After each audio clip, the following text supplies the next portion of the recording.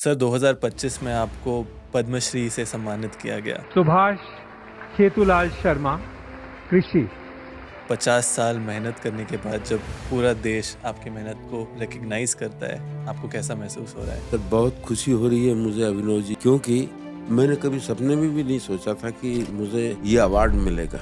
2019 में सर आप पहली बार मोदी जी से मिले थे, उनके साथ आपका क्या इंटरेक्शन था? मैंने उनके सामने यही बात रखी कि विगत 70 वर्षों में एग्रीकल्चर में हमने क्या क्या प्रॉब्लम क्रिएट किए और इसका सोल्यूशन क्या है। प्राकृतिक खेती क्या होता है? जिस व्यवस्था में मिट्टी बनती हो वो व्यवस्था नेचुरल फार्मिंग कहलाती है। जिस व्यवस्था में पानी बनता हो वो व्यवस्था नेचुरल फार्मिंग कहलाती है। जिस व्यवस्था में पर्यावरण बनता हो वो व्यवस्था नेचुरल फार्मिंग। आप जो सवाल कर रहे थे ना कि इतनी क्षमताएं हैं क्या नेचुरल फार्मिंग में, अब एक तरफ 4.5 करोड़ में 1 टीएमसी पानी बनता है और एक तरफ 1000 करोड़ में 1 टीएमसी पानी बनता है। 2.5 एकड़ जमीन से आप 1 करोड़ लीटर पानी बचा सकते हैं, आप कह रहे हो। तो आप सोचो हर एक किसान कितना पानी बचा सकता है। आप कई बार ये कहते हैं कि हमारे पास केवल 7 साल बाकी है। किसानों को प्रतिवर्ष प्रकृति के मार से इतना जूझना पड़ रहा है। The heavy rain has caused damage to standing crops, leaving farmers in the lurch. The drought crisis continues to spread across the country. Unseasonal rain has caused major crop damage in many parts of the country. हम लोगों ने युद्ध में जितने नहीं लोग खोए उससे कई गुना हम क्लाइमेट चेंज की वजह से खो चुके होंगे। आज भी देश में किसान का उतना इज्जत नहीं किया जाता है जितना वो डिजर्व करते हैं, जबकि किसान ही एक है जो सबको खिलाता है। 50 साल पहले कैसा था सर सिचुएशन? देखिए 50 साल नहीं, हजारों साल से किसानों को रेस्पेक्ट नहीं दिया जा रहा है, लेकिन अब समय आ गया है कि अब अगर आपने किसान का रेस्पेक्ट नहीं किया तो निश्चित तौर पे हम सबका अंत निकट है। यवतमाल में इतने सारे किसान एक समय पर क्यों कर रहे थे? 70% of the farmers in the worst affected villages of Yavatmal in Maharashtra suffer from depression.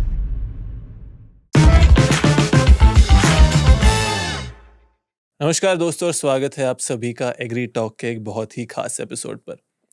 ऐसा बहुत कम होता है कि हमारे शो पे कोई आए जिसे 50 साल से भी ज़्यादा का अनुभव है एग्रीकल्चर में।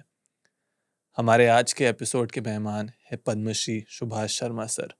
इन्होंने 1975 में शुरुआत किया था केमिकल फार्मिंग के साथ और 1994 में ये नेचुरल फार्मिंग की तरफ चले गए। आज के डेट पे लगभग पिछले 30 सालों से इन्होंने नेचुरल फार्मिंग में बहुत सारा रिसर्च और इनोवेशन किया है, जिससे इन्हें सरकार ने पद्मश्री का रिकग्निशन भी दिया है। आज के एपिसोड में हमने समझा है कि कैसे Subhash Sharma sir chemical farming से नेचुरल फार्मिंग की तरफ आए। आज के डेट में जो खेती हो रहा है उसमें क्या क्या चैलेंजेस हैं और अगर हम इसी तरीके से खेती करते रहें तो आगे जाके क्या क्या प्रॉब्लम्स आ सकते हैं। बहुत ही प्रैक्टिकल और ग्राउंड लेवल एक्सपीरियंस के बेसिस पे ये एपिसोड शूट किया गया है, तो इस एपिसोड को देखिए, अंत तक ज़रूर देखिए। आपको एक पर्सपेक्टिव मिलेगा एग्रीकल्चर, लाइफ और हमारे धरती के बारे में सोचने का। अगर आपने अभी भी चैनल को सब्सक्राइब नहीं किया तो सबसे पहले चैनल को सब्सक्राइब करिए, वीडियो को लाइक करिए। इस छोटे से जेस्चर से हमें मोटिवेशन मिलता है कि हम बेहतरीन से बेहतरीन गेस्ट और कंटेंट आप तक ला सकें। ज़्यादा रिवील नहीं करना चाहता हूँ। Presenting to you Padmashri Subhash Sharma sir, only on agri talk.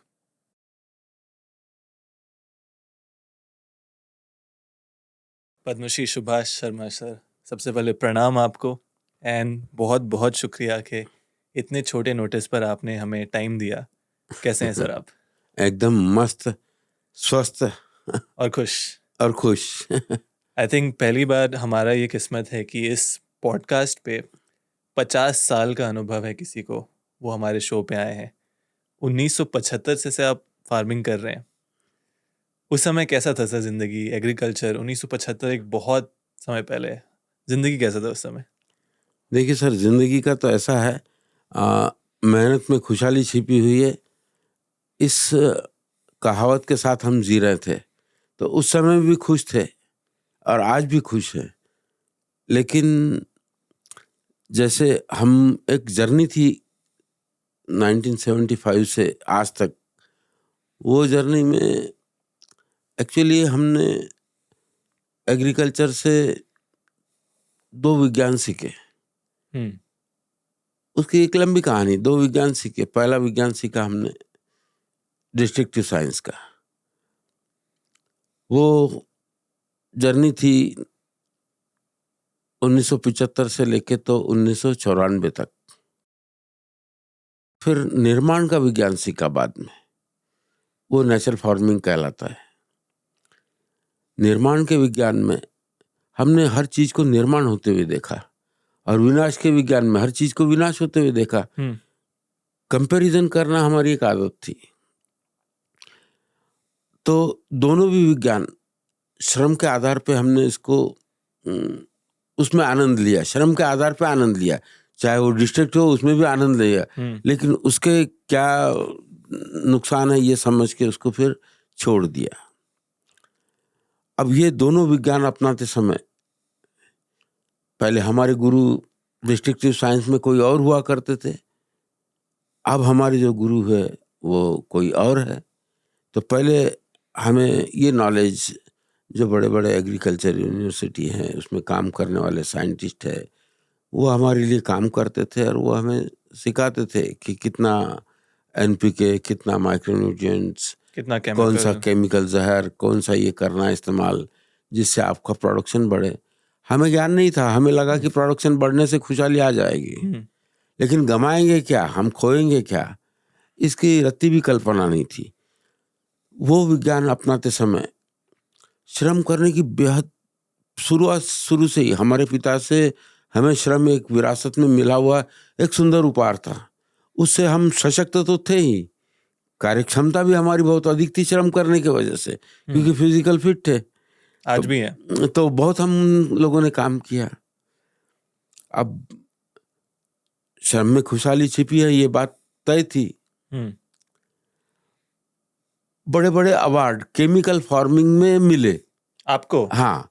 अच्छा, उसमें 83 में एक शेतीनिष्ठ शेतकरी यानी एक मेहनती किसान बोल के एक अवार्ड होता है स्टेट गवर्नमेंट का, वो 83 में मिला। तब हमें लगा यार हमने इस विज्ञान में बहुत तरक्की की है, इसलिए ये अवार्ड मिल रहे हैं, तो हम खुश थे। लेकिन 85 के बाद ये महत्ता हम कायम नहीं रख सके, वो अवार्ड का वैल्यू कायम नहीं रख सके। वो अवार्ड इसलिए मिला था कि कृषि में बहुत बेहतरीन उपज हम निकाले, रिकॉर्ड तोड़ पैदावार निकाली, क्योंकि बहुत हमने केमिकल का यूज़ किया, जहर का यूज़ किया, उसके आधार पे हमने ये सब तय किया। लेकिन धीरे धीरे 85 के बाद 1985 के बाद पैदावार में गिरावट आने लगी। जो कुछ कमाया था हमने 85 तक एग्रीकल्चर के थ्रू बहुत कमाया हमने, क्योंकि 8 सीजन लेने के हमारे कई फसलें थी जिसमें बेहद जहर मार के 8 सीजन फसलें, जैसे बैंगन बारिश में नेचर ने समय दिया नहीं, फूल गोभी को नेचर ने बारिश में समय दिया नहीं, हम लोगों ने बारिश में उगा के उससे अत्यधिक पैसा कमाया। लेकिन उससे क्या हुआ, धीरे धीरे एक प्रतिकार क्षमता तैयार हो गई उन कीड़ों की जो इसको डैमेज करते थे। फिर 85 के बाद फिर बहुत डैमेज होने लगे उनमें प्रतिकार क्षमता आने से। 85 के बाद फिर प्रोडक्शन में गिरावट आने लगी। 1990 तक ये हालत हुई कि 5 वर्षों में 6 वर्षों में जो कमाया था वो भी लॉस में खो दिया हमने, सब गंवा दिया। क्यों गंवाए थे सर, ये समझा सकते हैं? उसका कारण ये था कि जो पैदावार मुझे बैंगन में एज एग्जाम्पल देता हूँ, बैंगन में हम 8 सीजन करते थे, तो 2 दिन 3 दिन के आड़ में हम उसके ऊपर खतरनाक जहर का स्प्रे करते थे, केमिकल फर्टिलाइजर का यूज ज़्यादा करते थे। फिर धीरे धीरे उसमें ज़मीन में एक जो उर्वरा शक्ति होती है नेचुरली वो घटते चलेगी और उसके ऊपर रोगों का आक्रमण ज़्यादा होने लगा। तो फिर रोगों का आक्रमण ज़्यादा जहर का इस्तेमाल करने लगे, तो खर्च बहुत तेजी से बढ़ते चले गया। ज़मीन की फर्टिलिटी खत्म होने से ज़मीन भी रिस्पॉन्स दे रही नहीं है, इसलिए ये उपज हमारी घटने लगी। ये उसका मूल कारण था। अब ये उपज घटने लगी तो हमने मान लो कि 1 लाख रुपए कमाए हैं, तो इधर खर्चा फिर 1,20,000 हो गया है, यानी 20,000 से वो कमाए हुए में से भी 20,000 माइनस होते होते 5 सालों में जो कमाया था वो खो दिया, 0 पे आ गए फिर से। पहले धरती की शक्ति कम हो गई, साथ ही साथ आपका जो इनपुट का कॉस्ट था वो बहुत बढ़ गया। तो ये 2 कारण हुए। अब ये सारे जर्नी में चिंतन करने की आदत बहुत थी, हर चीज के ऊपर चिंतन करना तो वो चिंतन करते करते हमने सोचा कि देखो भाई, मेहनत के पीछे तरक्की छिपी है। अब मैं मेहनत कर रहा हूँ लेकिन मेरी खेती तो लॉस में जा रही है। मुझे मंजूर नहीं था। मेहनत के पीछे तरक्की छिपी है, ये प्रिंसिपल सही है, ये कहावत सही है, इसमें रॉन्ग नहीं है, विज्ञान गलत हो सकता है। तो 1990 में अपने यहाँ अपने देश में एक किसान और एक साइंटिस्ट जापान के आए हुए थे। उनका नाम था मासानोबु फुकुओका। अच्छे किसान भी थे, साइंटिस्ट भी थे। वो बहुत अच्छी खेती करते हैं और पूरी नेचुरल फार्मिंग करते हैं। उसमें किसी भी प्रकार का केमिकल जहर का इस्तेमाल नहीं करते। ये बात मैंने उनके आने के बाद 1000 मुंह से सुनी। मैंने उनसे मिला नहीं, देखा नहीं। मैं निरंतर इस विषय में शोध कर रहा था कि दूसरा कोई तरीका है क्या जिससे हमारी पैदावार बढ़ाई जा सके। तो फिर ग्रीन हाउसेस, नेट हाउसेस, इनका सबका एक चलन था। तो उससे अपनी उपज बढ़ाई जा सकती है, ये बात समझ में आई।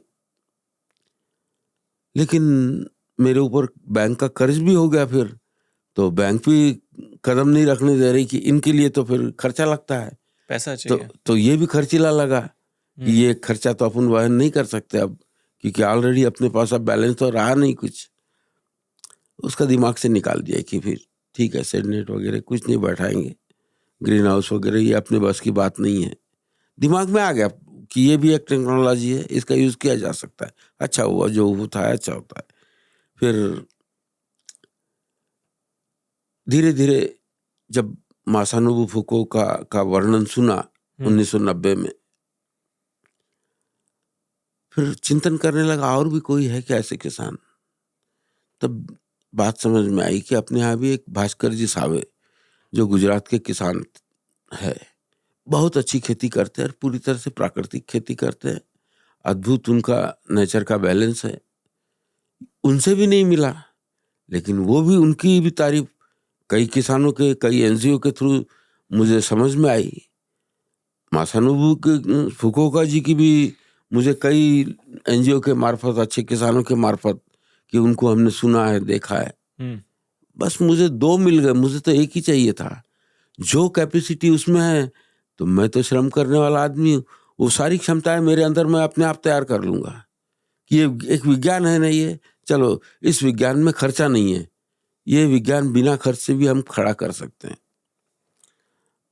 1994 से फिर ये तय किया कि मैं नेचुरल फार्मिंग करूंगा। एकदम जीरो था, उनका सिर्फ नाम सुना था, अपने आप में खुद से ही स्टार्ट कर दिया कि इसमें केमिकल और जहर नहीं इस्तेमाल करना है। ये आपने इसलिए किया क्योंकि 1975 में खेती स्टार्ट किया, 75 से 85 तक काफ़ी अच्छा पैसा कमाया, पुरस्कार भी मिले, सब कुछ मिले, लेकिन 85 के बाद आपका प्रॉफिट धीरे धीरे कम होने धीरे लगा। धीरे कम होते होते 5 साल में ये स्थिति होगी कि मैं कर्ज में आ गया। क्योंकि मैंने एक 16 एकड़ की भूमि पे एक ट्रैक्टर नहीं पाला जा सकता है, सफेद हाथी होता है, नहीं जानता था। लेकिन टेक्नोलॉजी के चक्कर में कि ट्रैक्टर से जल्दी वो हो जाता है काम, तो बैलों का छोड़ दिया। तो उसके पीछे कई उसके रीजन थे। तो ट्रैक्टर क्या हो गया, इतने महंगे इंस्ट्रूमेंट लाके मैं जमीन पे उसका प्रेशर डाल रहा हूँ। गीली जमीन में नहीं चलाना चाहिए, ये भी ज्ञान नहीं।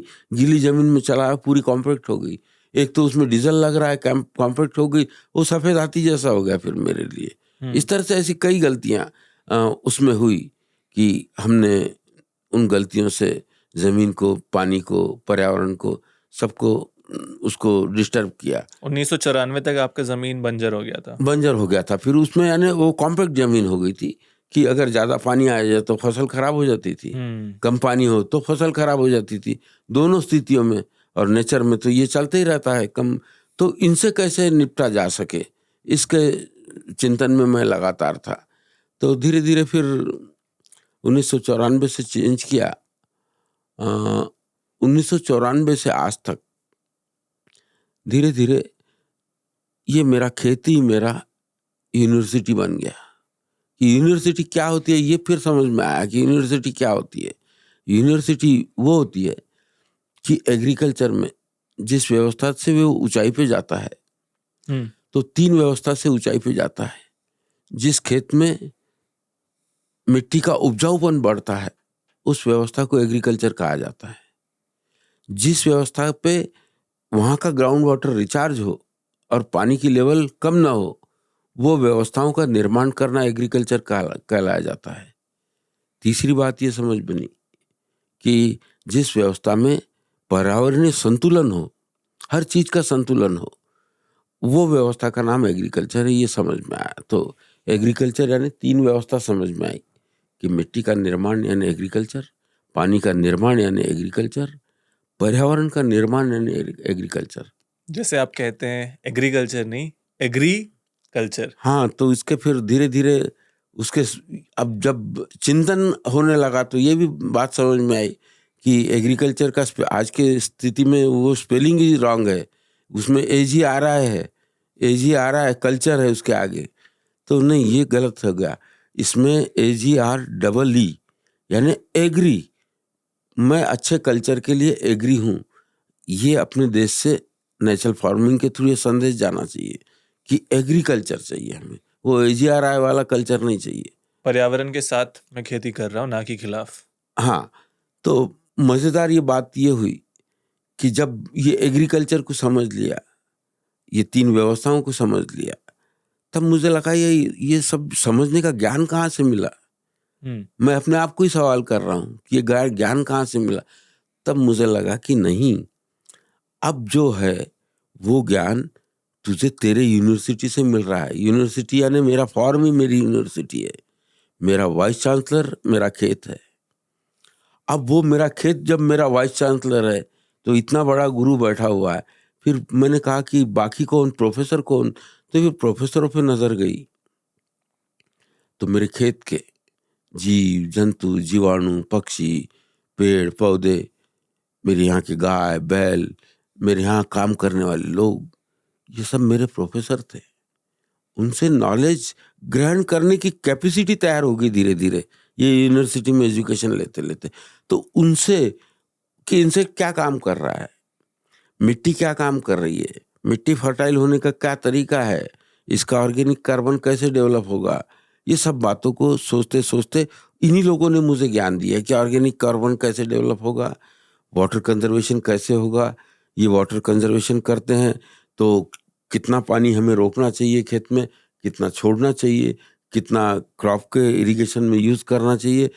इन प्रोफेसरों से जब ज्ञान मिला ना, तो एक बहुत बेहतरीन व्यवस्था, इको फ्रेंडली व्यवस्था तैयार हुई, एक इकोसिस्टम तैयार हुआ पूरे फॉर्म में।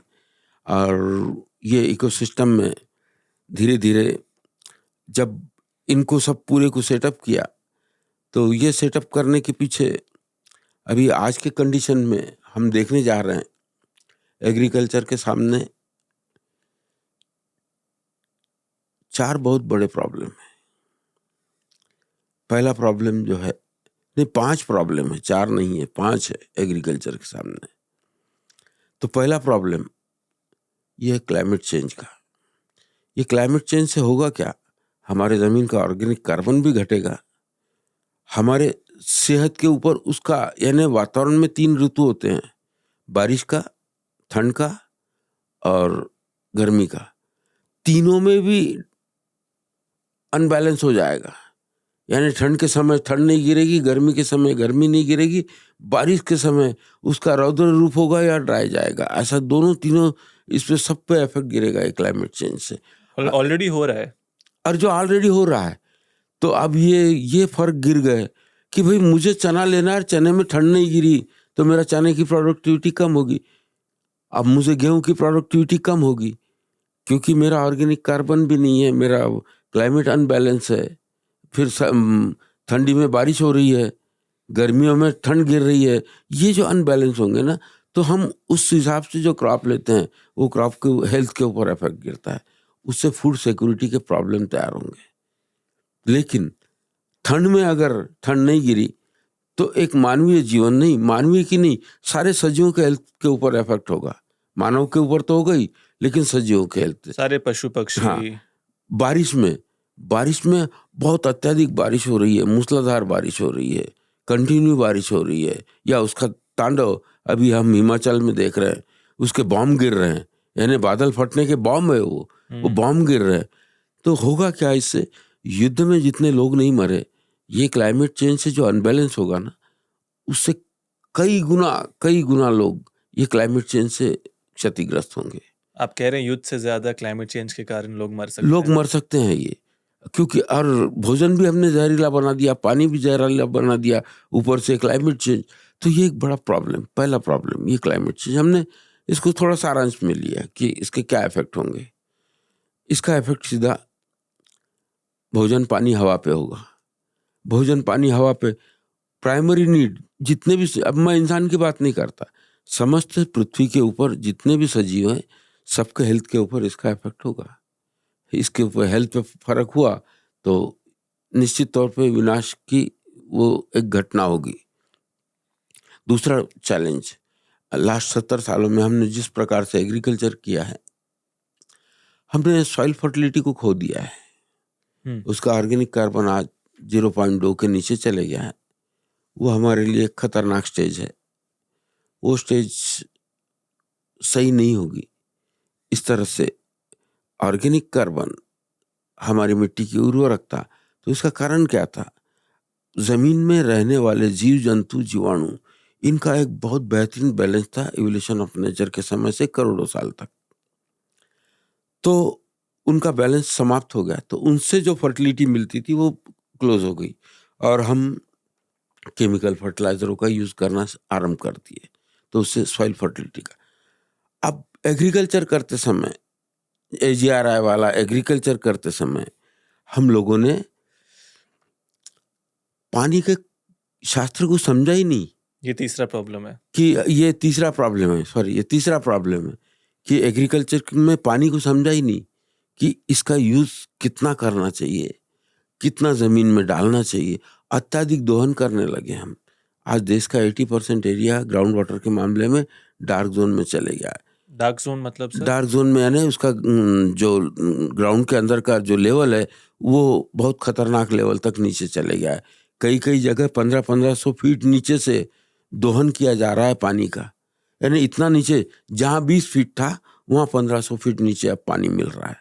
यानी कितना नीचे। तो हो क्या रहा है, एक क्लाइमेट चेंज, हम ऊपरी स्तर पे तापमान को देख रहे हैं। दूसरा तापमान, हमारे ग्राउंड वाटर का पानी नीचे जाने से जमीन के अंदर का तापमान बढ़ रहा है।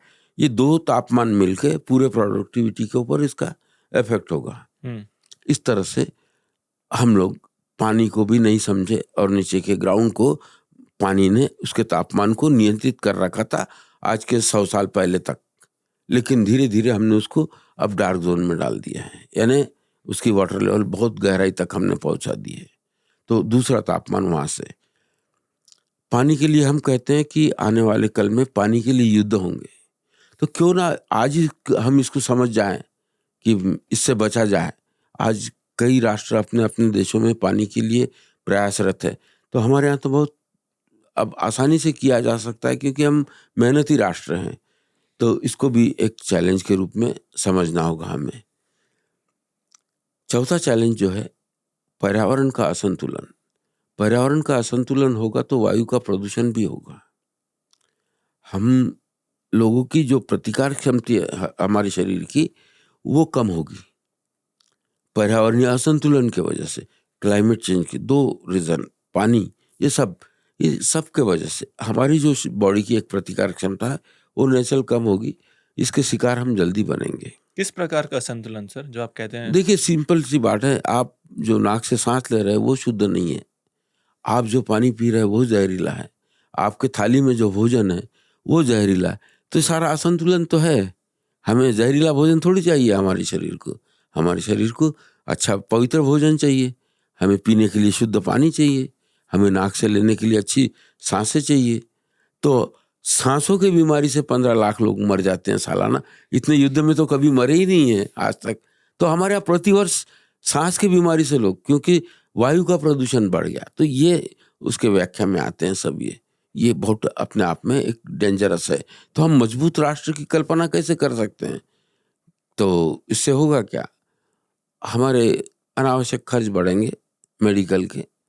फिर हम जो कुछ कमाते हैं वो उनको देने के लिए हो जाएगा।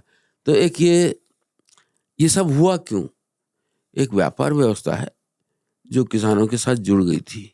खतरनाक जहर का व्यापार, खतरनाक केमिकल का व्यापार, खतरनाक बीजों का व्यापार, उस पर अपना आधिपत्य जमा के वो अपने हाथ में कंट्रोल करना चाहते हैं, लेकिन ये नहीं सोचा कि कल उनके भी बच्चों का ऊपर इसका इफेक्ट होगा। ये काफ़ी गंभीर विषय है। इस तरह से हम लोगों ने ये 4 चैलेंज को देखा, लेकिन फिर भी हमारा प्रोडक्शन तो 300 मिलियन टन के पार जा रहा है। ये बात को भी हमको आगे जांचना होगा कि ये प्रोडक्शन जाके किसान खत्म हो गया है, तो ये कैसा विरोधाभास है। इतने प्रोडक्शन के बाद तो किसान खुशहाल हो जाना चाहिए। तो ये 4 जो प्रॉब्लम है, इसके बाद 5वें प्रॉब्लम से फेस कर रहे हैं, इसलिए किसानी की हालत बहुत खराब है। वो है प्रॉब्लम, वो क्या है? 5वीं प्रॉब्लम क्या है सर? वो है मार्केटिंग का। तो हमारी लागत ज़्यादा है और इनकम कम है। लागत ज़्यादा और इनकम कम, तो हम खुशहाल कैसे होंगे? अब ये 300 मिलियन टन तक हम चले गए, तो जैसे जैसे हम लोगों का पानी बढ़ा है, इरिगेशन का फैसिलिटी मिली है, बड़े बड़े डैम किए वहाँ, तो कहीं तो हमें रुकेंगे हम। क्योंकि इसका मैं सिंपल एग्जांपल देता हूँ, पानी से ही खुशहाली आती है। ये जो ग्रीन रेवोल्यूशन हुआ ना, ये खतरनाक जहर और केमिकल फर्टिलाइजर इनसे नहीं हुआ, ये रेवोल्यूशन हुआ पानी से। हम ये 2 को निकाल दें, केमिकल फर्टिलाइजर और जहर और महंगे बीज, 3 को निकाल दें, तो हम नया रेवोल्यूशन पानी के सहारे तैयार कर सकते हैं। उसका सिंपल एग्जांपल देता हूं आपको। 1900, मैं थोड़ा सा उसका टाइमिंग ध्यान में ले रहा हूं, ठीक है, उसको बाद में लेके हम ये कर लेंगे। अभी 2025 चल रहा है। 2007 से पानी के बारे में थोड़ा सा, अभी उम्र के हिसाब से कभी कभी लॉक हो जाता है खरीद चीज, तो जल्दी खुलती नहीं है वो। नहीं, तो खुल गई, वो ईयर का लॉक हो गया था, खुल गया। 2007 से 11 का मैं एक्सप्लेन करना चाह रहा था। तो थोड़ा सा ईयर लॉक हो गया था। कोई नहीं बोलिए। होता है कभी कभी, तो ठीक है। 2007 से 2011 इस बीच का मैंने डेटा कलेक्शन किया कि हमारे देश के प्रोडक्शन की क्या हालत है। इसको आप जांच सकते हैं, गूगल पे भी जांच सकते हैं, इसकी रिपोर्टें भी ले सकते हैं। 2007 से 2011 के बीच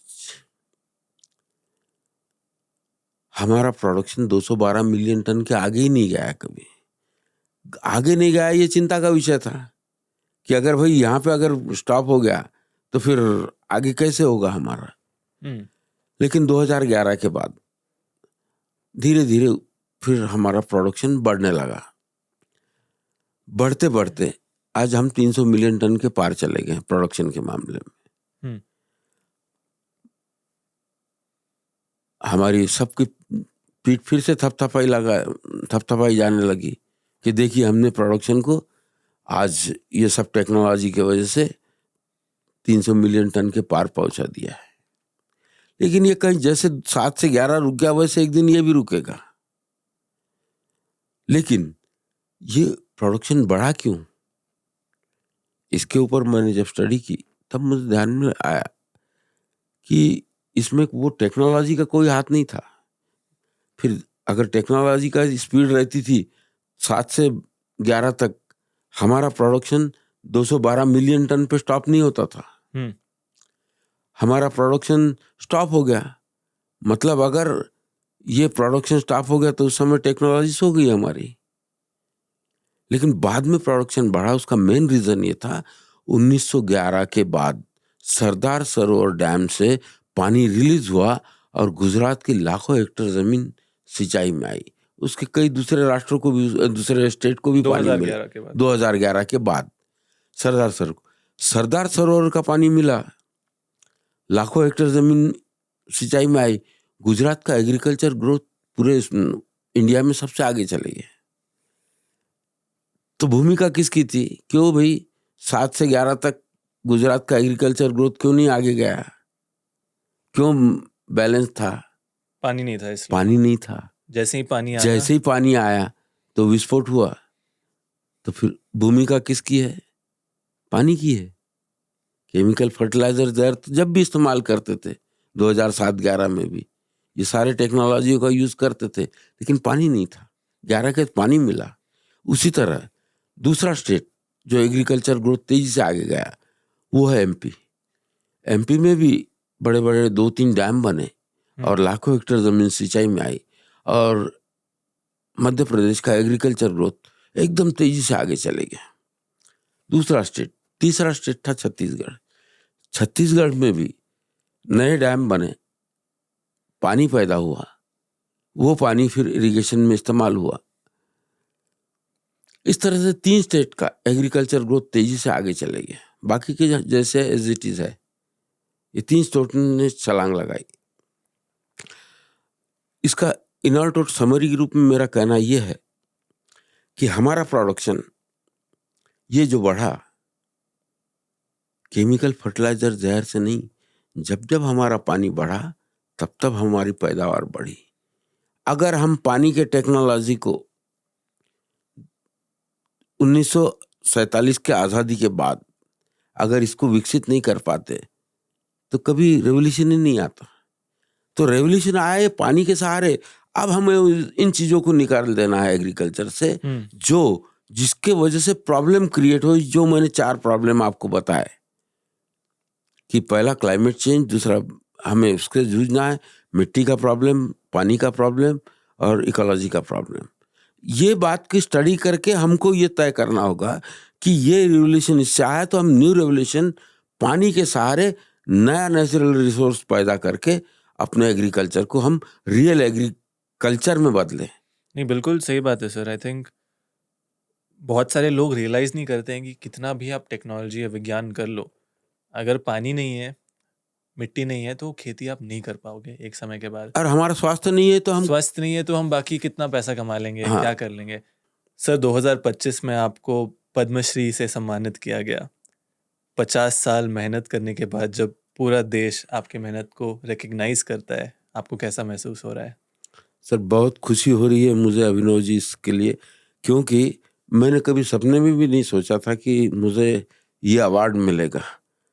अब उसके पीछे फिर मैं जाके देखता हूँ तो मुझे ऐसा लगता है कि मैंने आज तक अनेक यूनिवर्सिटियों में मैंने जाके लेक्चर दिए हैं, हजारों ट्रेनिंग प्रोग्राम किए हैं, वो शायद सरकार की नज़र में आए होंगे।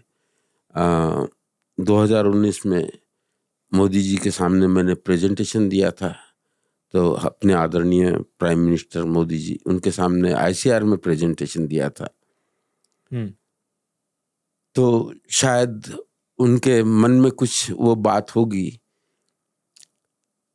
फिर बाद में लगातार ये जो मैंने प्रेजेंटेशन दिए, जो ट्रेनिंग प्रोग्राम हुए, इसको कई चिंतकों ने देखा आके खेत में, और उन्होंने देखा, उन्हें बहुत अच्छा लगा सब वो देखकर। अनेक आईसीआर के भी अनेक साइंटिस्ट आए, उन्होंने उसका पूरा सर्वे किया। उनके भी नज़र में ये आया होगा कि एक ग्रेट साइंस यहाँ डेवलप हो रहा है, तो उन्होंने भी इसकी चर्चा की होगी। लेकिन सबसे महत्वपूर्ण बात, ये पूरे एग्रीकल्चर में हमने जो बात की कि आज के आने वाले समय में एग्रीकल्चर के सामने के चैलेंज और उसका सॉल्यूशन जो हमने बनाया, तो जो चैलेंज है सॉइल का, क्लाइमेट चेंज का, पानी का और पर्यावरण का, उसका सॉल्यूशन जो निकाला, वो सब चिंतकों के, साइंटिस्टों के, वो हमारे आदरणीय प्राइम मिनिस्टर मोदी जी तक गया होगा वो सब चर्चा का विषय, और शायद इसकी जो बॉडी है उन तक ये बात गई होगी, तो उन्होंने चयन किया। इसलिए मैं इस निमित्त से, आपके निमित्त से उनका भी बहुत आभार प्रकट करता हूँ कि मुझे और एक ऊर्जा दी उन्होंने इस पुरस्कार के रूप में, तो अच्छा लगा वो सब। 2019 में सर आप पहली बार मोदी जी से मिले थे, और साथ ही साथ वहाँ पूरी टीम थी उनकी, उनके साथ आपका क्या इंटरेक्शन था, थोड़ा वो शेयर कर सकते हैं? मैंने उनके सामने यही बात रखी कि भाई उन विगत 70 वर्षों में एग्रीकल्चर में हमने क्या क्या प्रॉब्लम क्रिएट किए और इसका सॉल्यूशन क्या है। वो सब मैंने उनके सामने रखे 10 मिनट में। लेकिन प्रतिक्रिया के रूप में हमारे परम आदरणीय मोदी जी, इन्होंने जो रिप्लाई दिया था अपने फिर बाद में, तो उन्होंने कहा देखिए स्कूटर तो जगह से मुड़ जाती है, आपकी ट्रेन है, लंबी चला के लाना पड़ेगा। उसके भावार्थ मैं समझ गया। तो मेरी बात हमारे आदरणीय प्रधानमंत्री मोदी जी तक पहुंची, तो वो आज हमारा सौभाग्य है कि हमारे देश के सामने इतने अच्छे प्रधानमंत्री के रूप में हमें मिले हैं, जो छोटे भी लोगों की अगर बात उचित हो तो उसका वो रेस्पेक्ट करते हैं।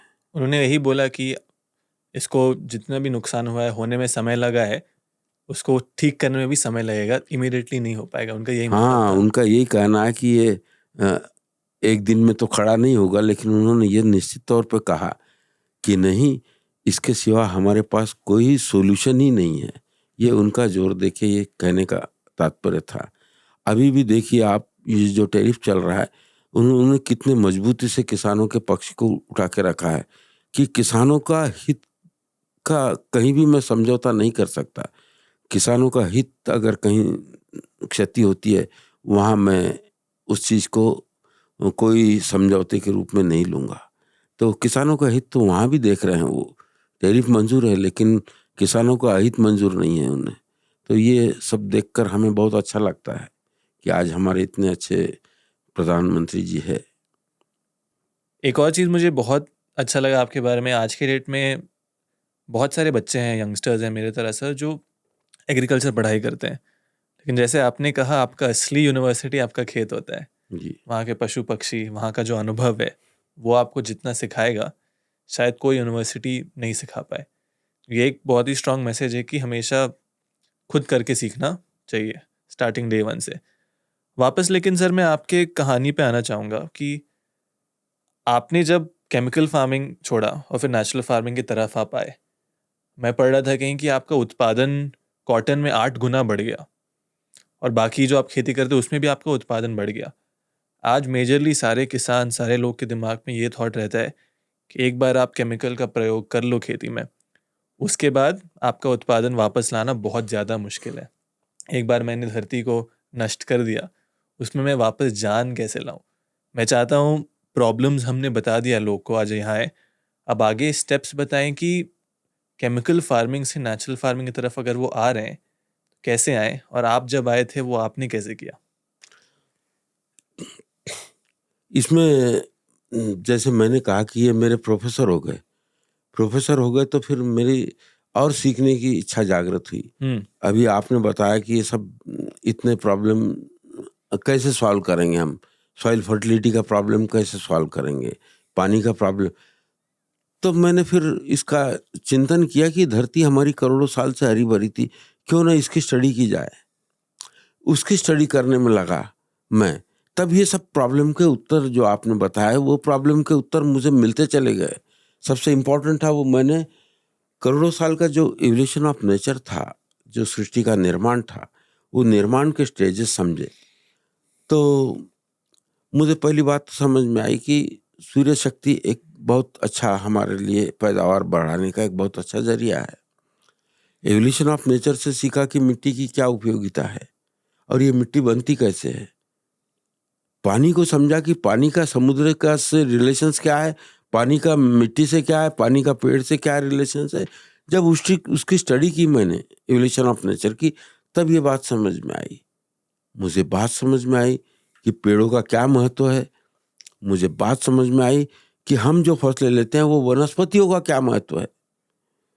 फिर मुझे बात समझ में आई पशुओं का क्या महत्व है, पशुओं का बैलेंस कितना था नेचर में, जीव जंतुओं का बैलेंस कितना था नेचर में, पक्षियों का बैलेंस कितना था नेचर में। तो सारा एक पूरा बैलेंस का जो एक सिस्टम था, उसका बैलेंस एग्रीकल्चर था करोड़ों साल तक, उसको गहराई में जांचा मैंने।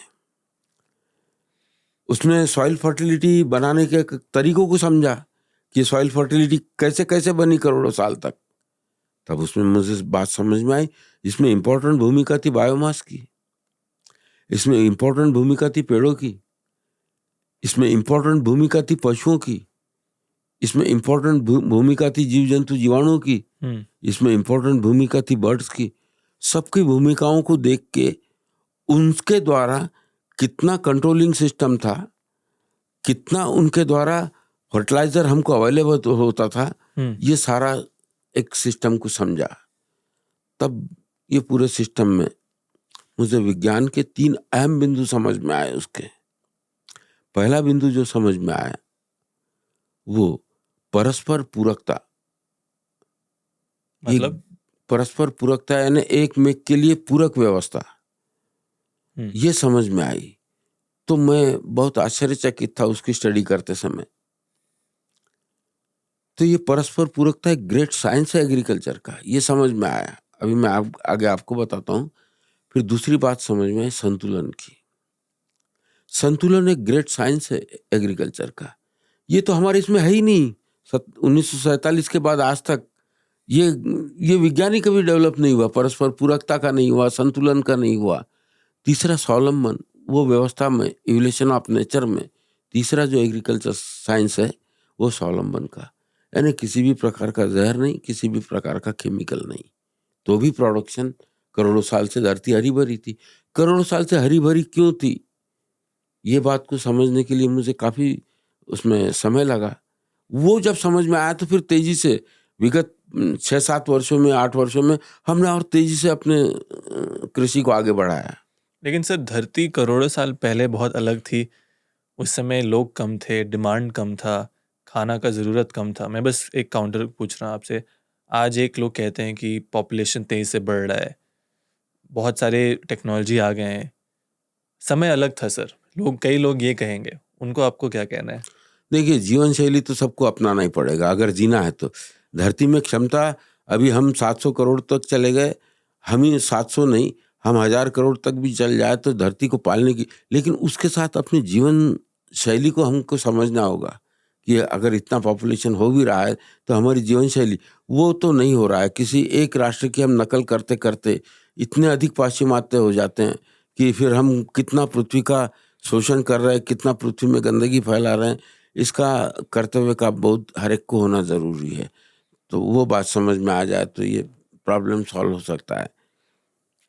अभी महत्वपूर्ण विषय ये था कि पहले एग्रीकल्चर ये डेवलप कैसे होगा, तो मैंने आपको कहा परस्पर पूरकता से। तो एक जो बैलेंस था वो बैलेंस को हमने समझ के एक डिज़ाइन बनाई कि भाई एक फॉर्म डिज़ाइन होना चाहिए जो आने वाले कल के हमारे पॉपुलेशन को भी पाल सके और हम अच्छे स्वस्थ भी रहे। तो उसके लिए फॉर्म डिज़ाइन बनाई। तो उससे पहले, ये तो बहुत ही इंटरेस्टिंग टॉपिक है, लेकिन उससे पहले जिससे पहले आप ये स्टार्ट करें, मेरे जैसे बहुत सारे अभी यंगस्टर हैं, बहुत सारे व्यूअर्स हैं चैनल में, उन लोग को अगर आपको समझाना है सिंपल शब्दों में नेचुरल फार्मिंग या प्राकृतिक खेती होता क्या है, आप कैसे समझाएंगे? क्योंकि आज प्राकृतिक खेती, जैविक खेती, रासायनिक खेती को लेके बहुत कन्फ्यूजन है। सिंपल शब्दों में 50 साल के अनुभव के साथ प्राकृतिक खेती क्या होता है? देखिए, मैंने पहले ही कह दिया था कि नेचुरल फार्मिंग यानी जिस व्यवस्था में मिट्टी बनती हो वो व्यवस्था नेचुरल फार्मिंग कहलाती है। जिस व्यवस्था में पानी बनता हो वो व्यवस्था नेचुरल फार्मिंग कहलाती है। जिस व्यवस्था में पर्यावरण बनता हो वो व्यवस्था नेचुरल फार्मिंग। इसके लिए हमें फॉर्म डिज़ाइन करना ज़रूरी है कि अपने फॉर्म का एक डिज़ाइन होना चाहिए। वो डिज़ाइन से हम जाते हैं तो सक्सेस की ओर जाते हैं। तो वो फॉर्म में हमारे प्रकृति में करोड़ों साल से जितने पशु थे उतना ही डिज़ाइन अभी हमारा होना चाहिए कि अपने खेत में उतने पशु होने चाहिए वो परसेंटेज में। तो हमने उसका 2% पशुपालन के लिए रखा। 3% में कितने नेचुरल तालाब थे पृथ्वी पे करोड़ों साल तक, उसका कैलकुलेशन करके ये तय किया कि 3% भूमि हमारी टोटल लैंड की 3% भूमि ये नेचुरल तालाब यानी ट्रेंचों से रोको या फॉर्म पॉन्ड से रोको। 3% पानी रोकने के लिए हमें जमीन देना होगा, रेन वाटर हार्वेस्टिंग। हाँ, तो कितना हो गया ये 5%। और बचा हुआ 30% पेड़ों का अधिकार होना चाहिए। 30% में पेड़ होने चाहिए, क्योंकि इसका कैलकुलेशन हमने कैसा कहा, इवोल्यूशन ऑफ नेचर में 33% से 45% पेड़ हुआ करते थे। अब 33 से 45% पेड़ हुआ करते थे, तो वही परसेंटेज अगर हम कम से कम 30% रख दें तो अपने खेत को, जैसे करोड़ों साल तक पेड़ों ने प्रोटेक्ट कर रखा था पृथ्वी को, हमारा खेत भी प्रोटेक्ट हो जाएगा। और बाकी 65 में हम सभी प्रकार की फसलें ले। सिंपल उसका ये तरीका है किसान को एक अपनाने का। ये तरीका अगर उसने अपना लिया 2, 3, 30, 65, 30, 65, 95 को 2 और 3 ये प्रोटेक्ट करेगा। इस तरह का ये विज्ञान होगा। अब दूसरी बात आती है कि इसमें सरलीकरण कैसे हो, आम किसान इसको आसानी से समझे कैसे। तो पहला बिंदु होता है कि उसके सॉइल फर्टिलिटी के लिए सिंपली 4 बातें करनी होती है। पहले उसका होता है कि पशुपालन उसके खेत में होगा तो सॉइल फर्टिलिटी अपने आप बढ़ेगी, तो पशुपालन करना होगा 2% जमीन पे।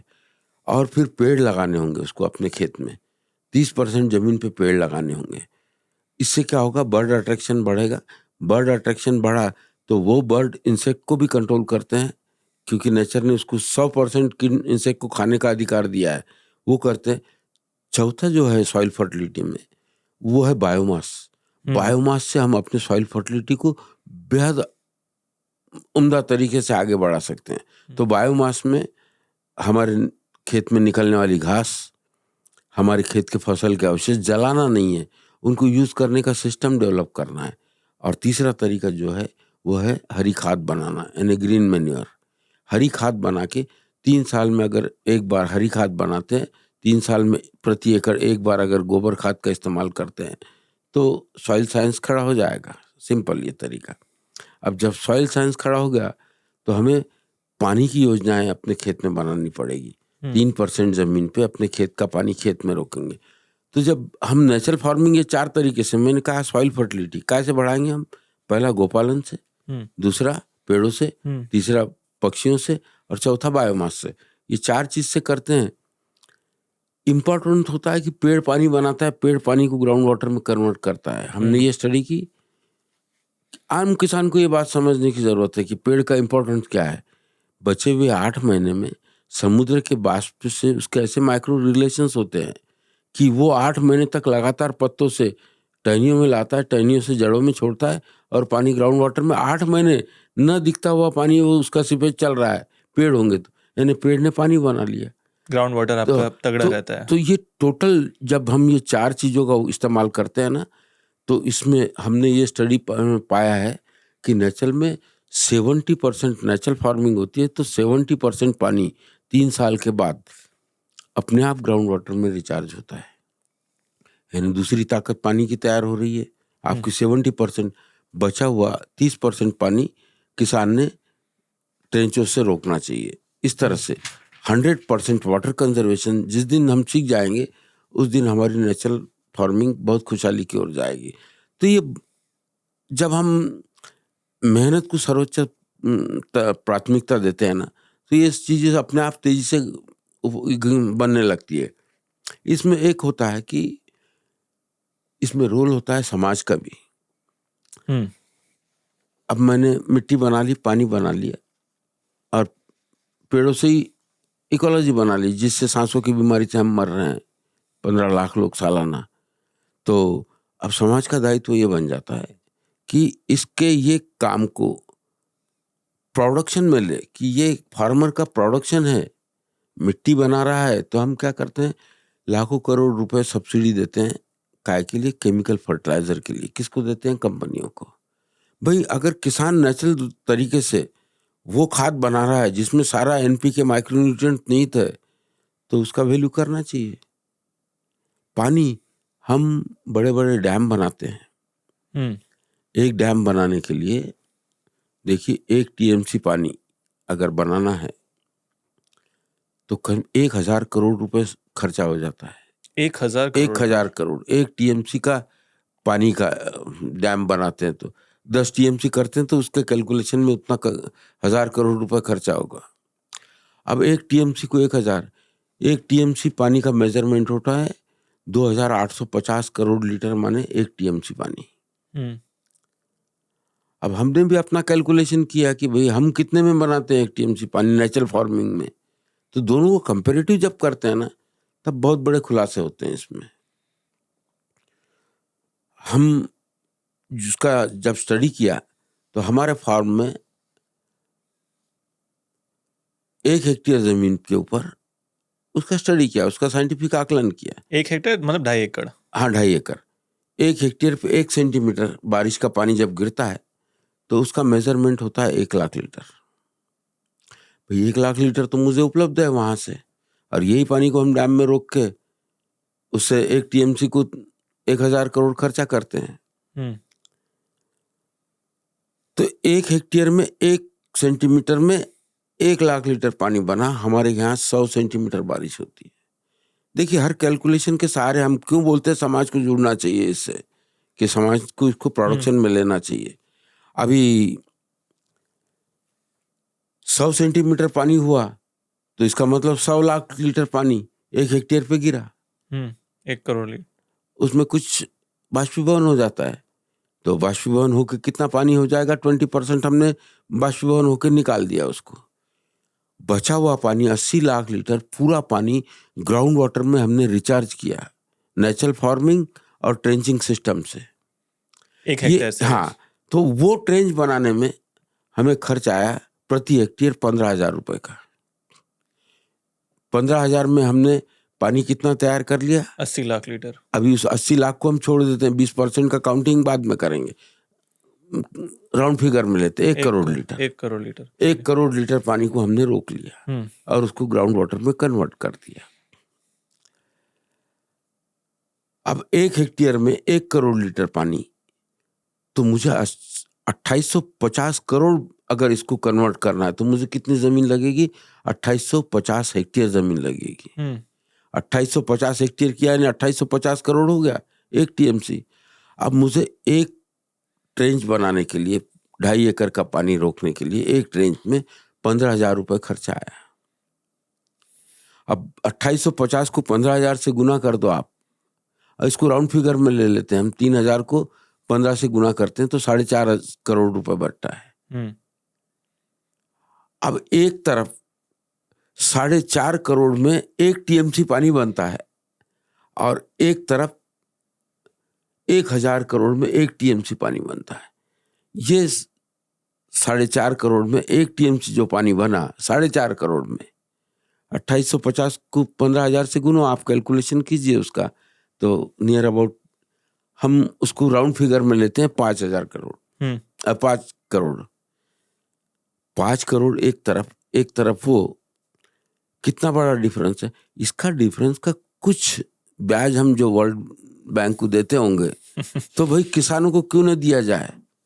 अब 2850 हेक्टेयर में मैंने पानी को रोका तो उससे लाभ क्या हुआ, डैम में आने वाले पानी, खेत की मिट्टी रुकेगी नहीं, वो सीधी डैम में आके जमा होकर उसका गाल बढ़ाते चले जाएगी।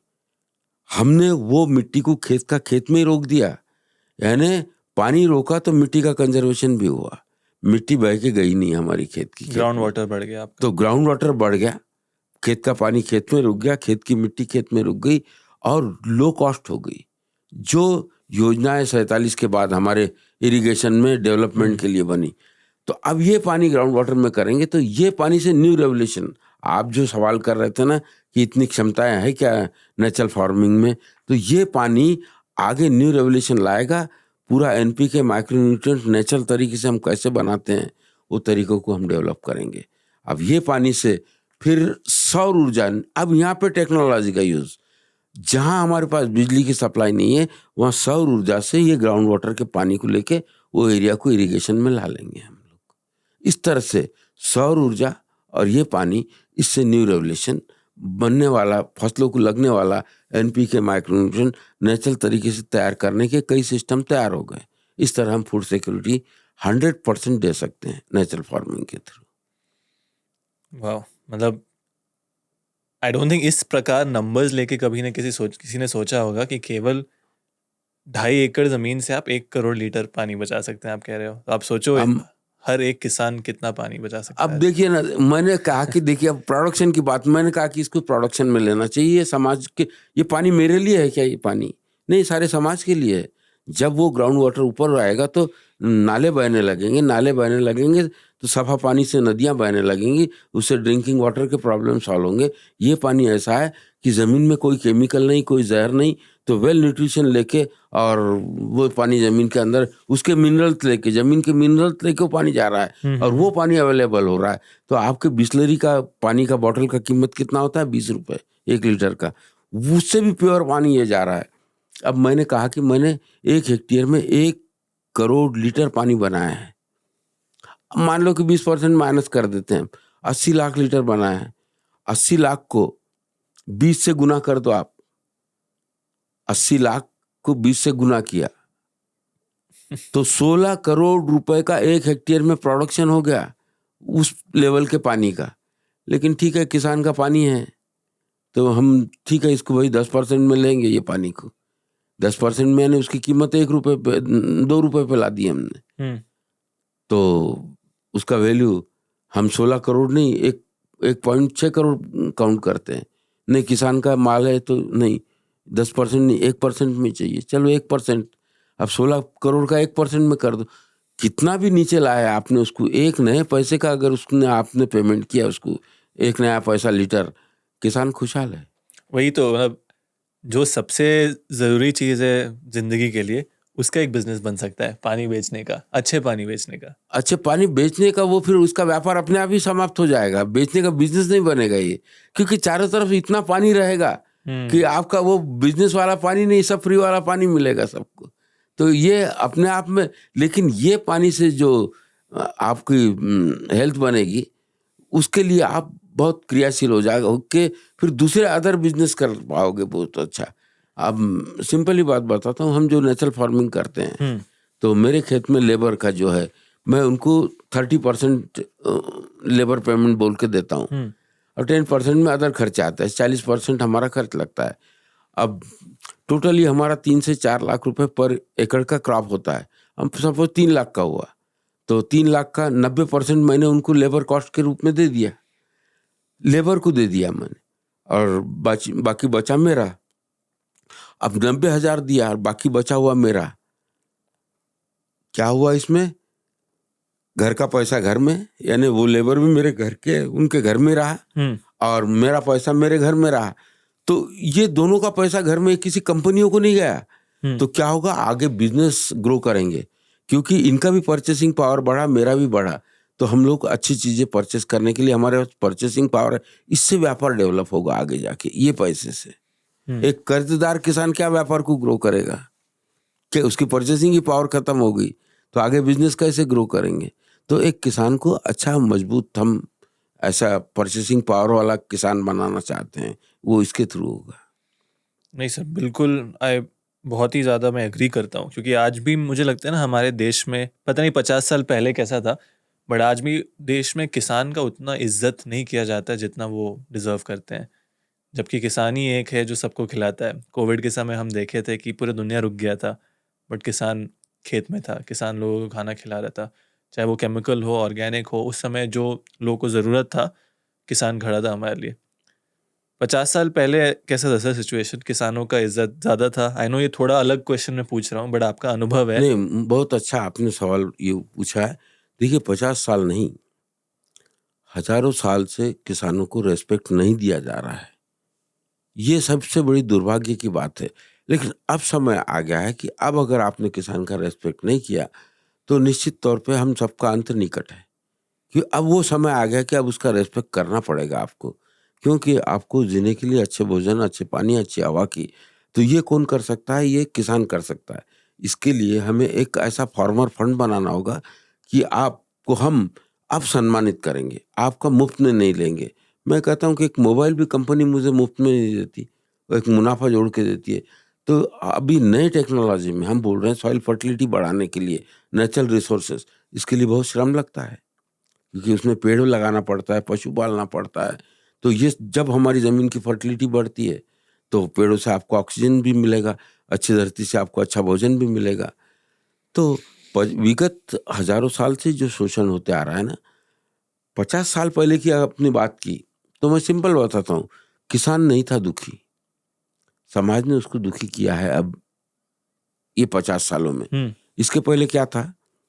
इसके पहले ये था कि हर किसान के घर में सोना था, क्योंकि उसका एक बैलेंस बहुत अच्छे से मुनाफे का बैलेंस चलता था। चाहे ड्राई फार्मिंग हो, पानी नहीं था, हमारे देश का प्रोडक्शन लेवल भी उतना नहीं था, 52 मिलियन टन के करीब, 50-52 मिलियन टन के करीब ही था, लेकिन किसान खुशहाल था क्योंकि उसका शोषण दूसरे तरीके से नहीं हो रहा था।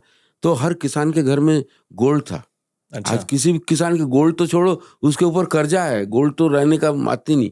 यानी ये दर्शाता है कि उस समय किसान खुशी सुखी था, किसान दुखी नहीं था, लेकिन प्रोडक्शन नहीं था। प्रोडक्शन क्यों नहीं था? अब हम 50 साल की बात करते हैं, उसकी बात मैं बताता हूँ। वो बहुत बेहद खुश हो सकता था वही टेक्नोलॉजी को अगर हम आगे बढ़ाते थे। कमी क्या थी? पानी के यूटिलाइजेशन का सिस्टम नहीं था हमारे पास। क्यों? बिजली नहीं थी, डैम नहीं थे, तो इरिगेशन सिस्टम नहीं था, तो हम बैलों से, वो चमड़े के मोट से पानी निकाल के सिंचाई करते थे। बहुत मुश्किल से 5 एकड़ सिंचाई होती थी, तो 10,000 स्क्वायर फीट में हम इससे आगे सिंचाई नहीं कर पाते थे। अब तो पूरे 15-15, 20-20 एकड़ की सिंचाई कर लेते हैं एक कुएं से। तो सिंचाई का टेक्नोलॉजी डेवलप हो गई। उस समय टेक्नोलॉजी डेवलप नहीं हुई थी, इसीलिए हमारी प्रोडक्शन रेशियो वहां तक थी। तो वो प्रोडक्शन रेशियो को अगर हम ये पानी को नेचुरल फार्मिंग के साथ कंटिन्यू रखते और नहीं इसमें लाते केमिकल और जहर, तो आज हम बुलंदियों पे रहते थे। ये थोड़ा फर्क है। तो आज ठीक है, हमने गलती कर दी, अब सुधारना है तो समाज का दायित्व बनता है कि तीनों प्रोडक्शन का वैल्यू किसानों तक कैसे पहुंचे। आप जैसे युवाओं का भी काम है समाज को जागरूक करना कि नहीं, अब हम किसान का मुफ्त में नहीं खाएंगे। वो मिट्टी बनाएगा, उसका मेहनताना हम देंगे। पानी बनाएगा, कितना देना है आपको? आपके टोटल इनकम का हार्डली 1% आपको देना है सबको। 1% भी अगर आपने दे दिया तो आपको अच्छा पानी, अच्छा भोजन, अच्छी हवा, ये तीनों मिल पाएंगे। इसीलिए इसको प्रोडक्शन में लेना चाहिए, किसान के मिट्टी को प्रोडक्शन में, लेकिन शर्त यह है कि वो नेचुरल फार्मिंग करे, किसान के पानी को और पर्यावरण को, तीनों को भी प्रोडक्शन में लेके उसका रेस्पेक्ट आप समाज ने करना चाहिए। नहीं, आपने सर स्टार्टिंग में बहुत ही प्यारा फार्म डिज़ाइन के बारे में बताया कि इतना प्रतिशत पेड़ होना चाहिए, इतना प्रतिशत आपका फल, पशु पक्षी होने चाहिए। वो पहला स्टेप मेरा हो गया। दूसरा मेरा बहुत इंपॉर्टेंट स्टेप है, जैसे आपने कहा सॉइल फर्टिलिटी का।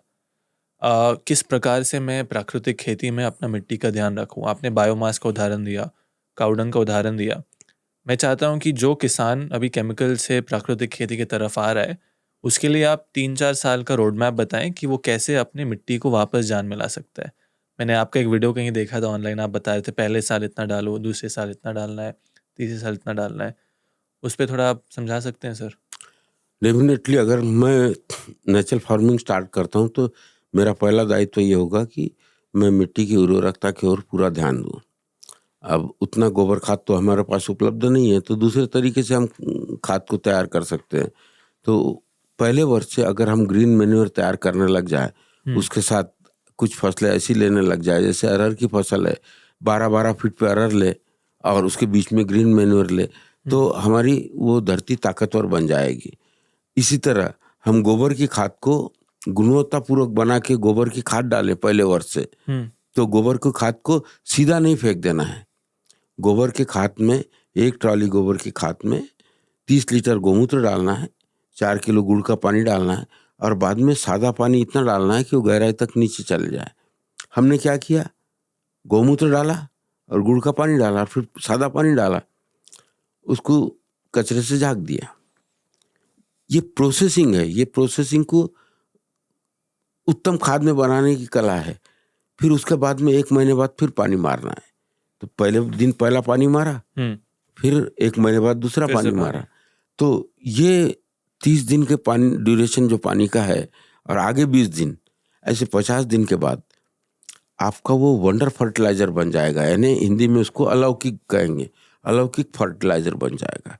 इससे आपकी ज़मीन की उर्वरा को किसी भी केमिकल फर्टिलाइजर की ज़रूरत नहीं। अगर ये खाद अगर आपने डाल दिया तो डायरेक्ट गोबर की खाद का इस्तेमाल करेंगे तो वाइट ग्रैप जैसे कीटों का आक्रमण बढ़ता है, लेकिन ऐसा प्रोसेसिंग करके डालते हैं तो उसमें वाइट ग्रैप भी नहीं होती, क्योंकि गौमूत्र से उसका प्रजनन ही नहीं होता। वो इसे जीवामृत इसी कहते हैं?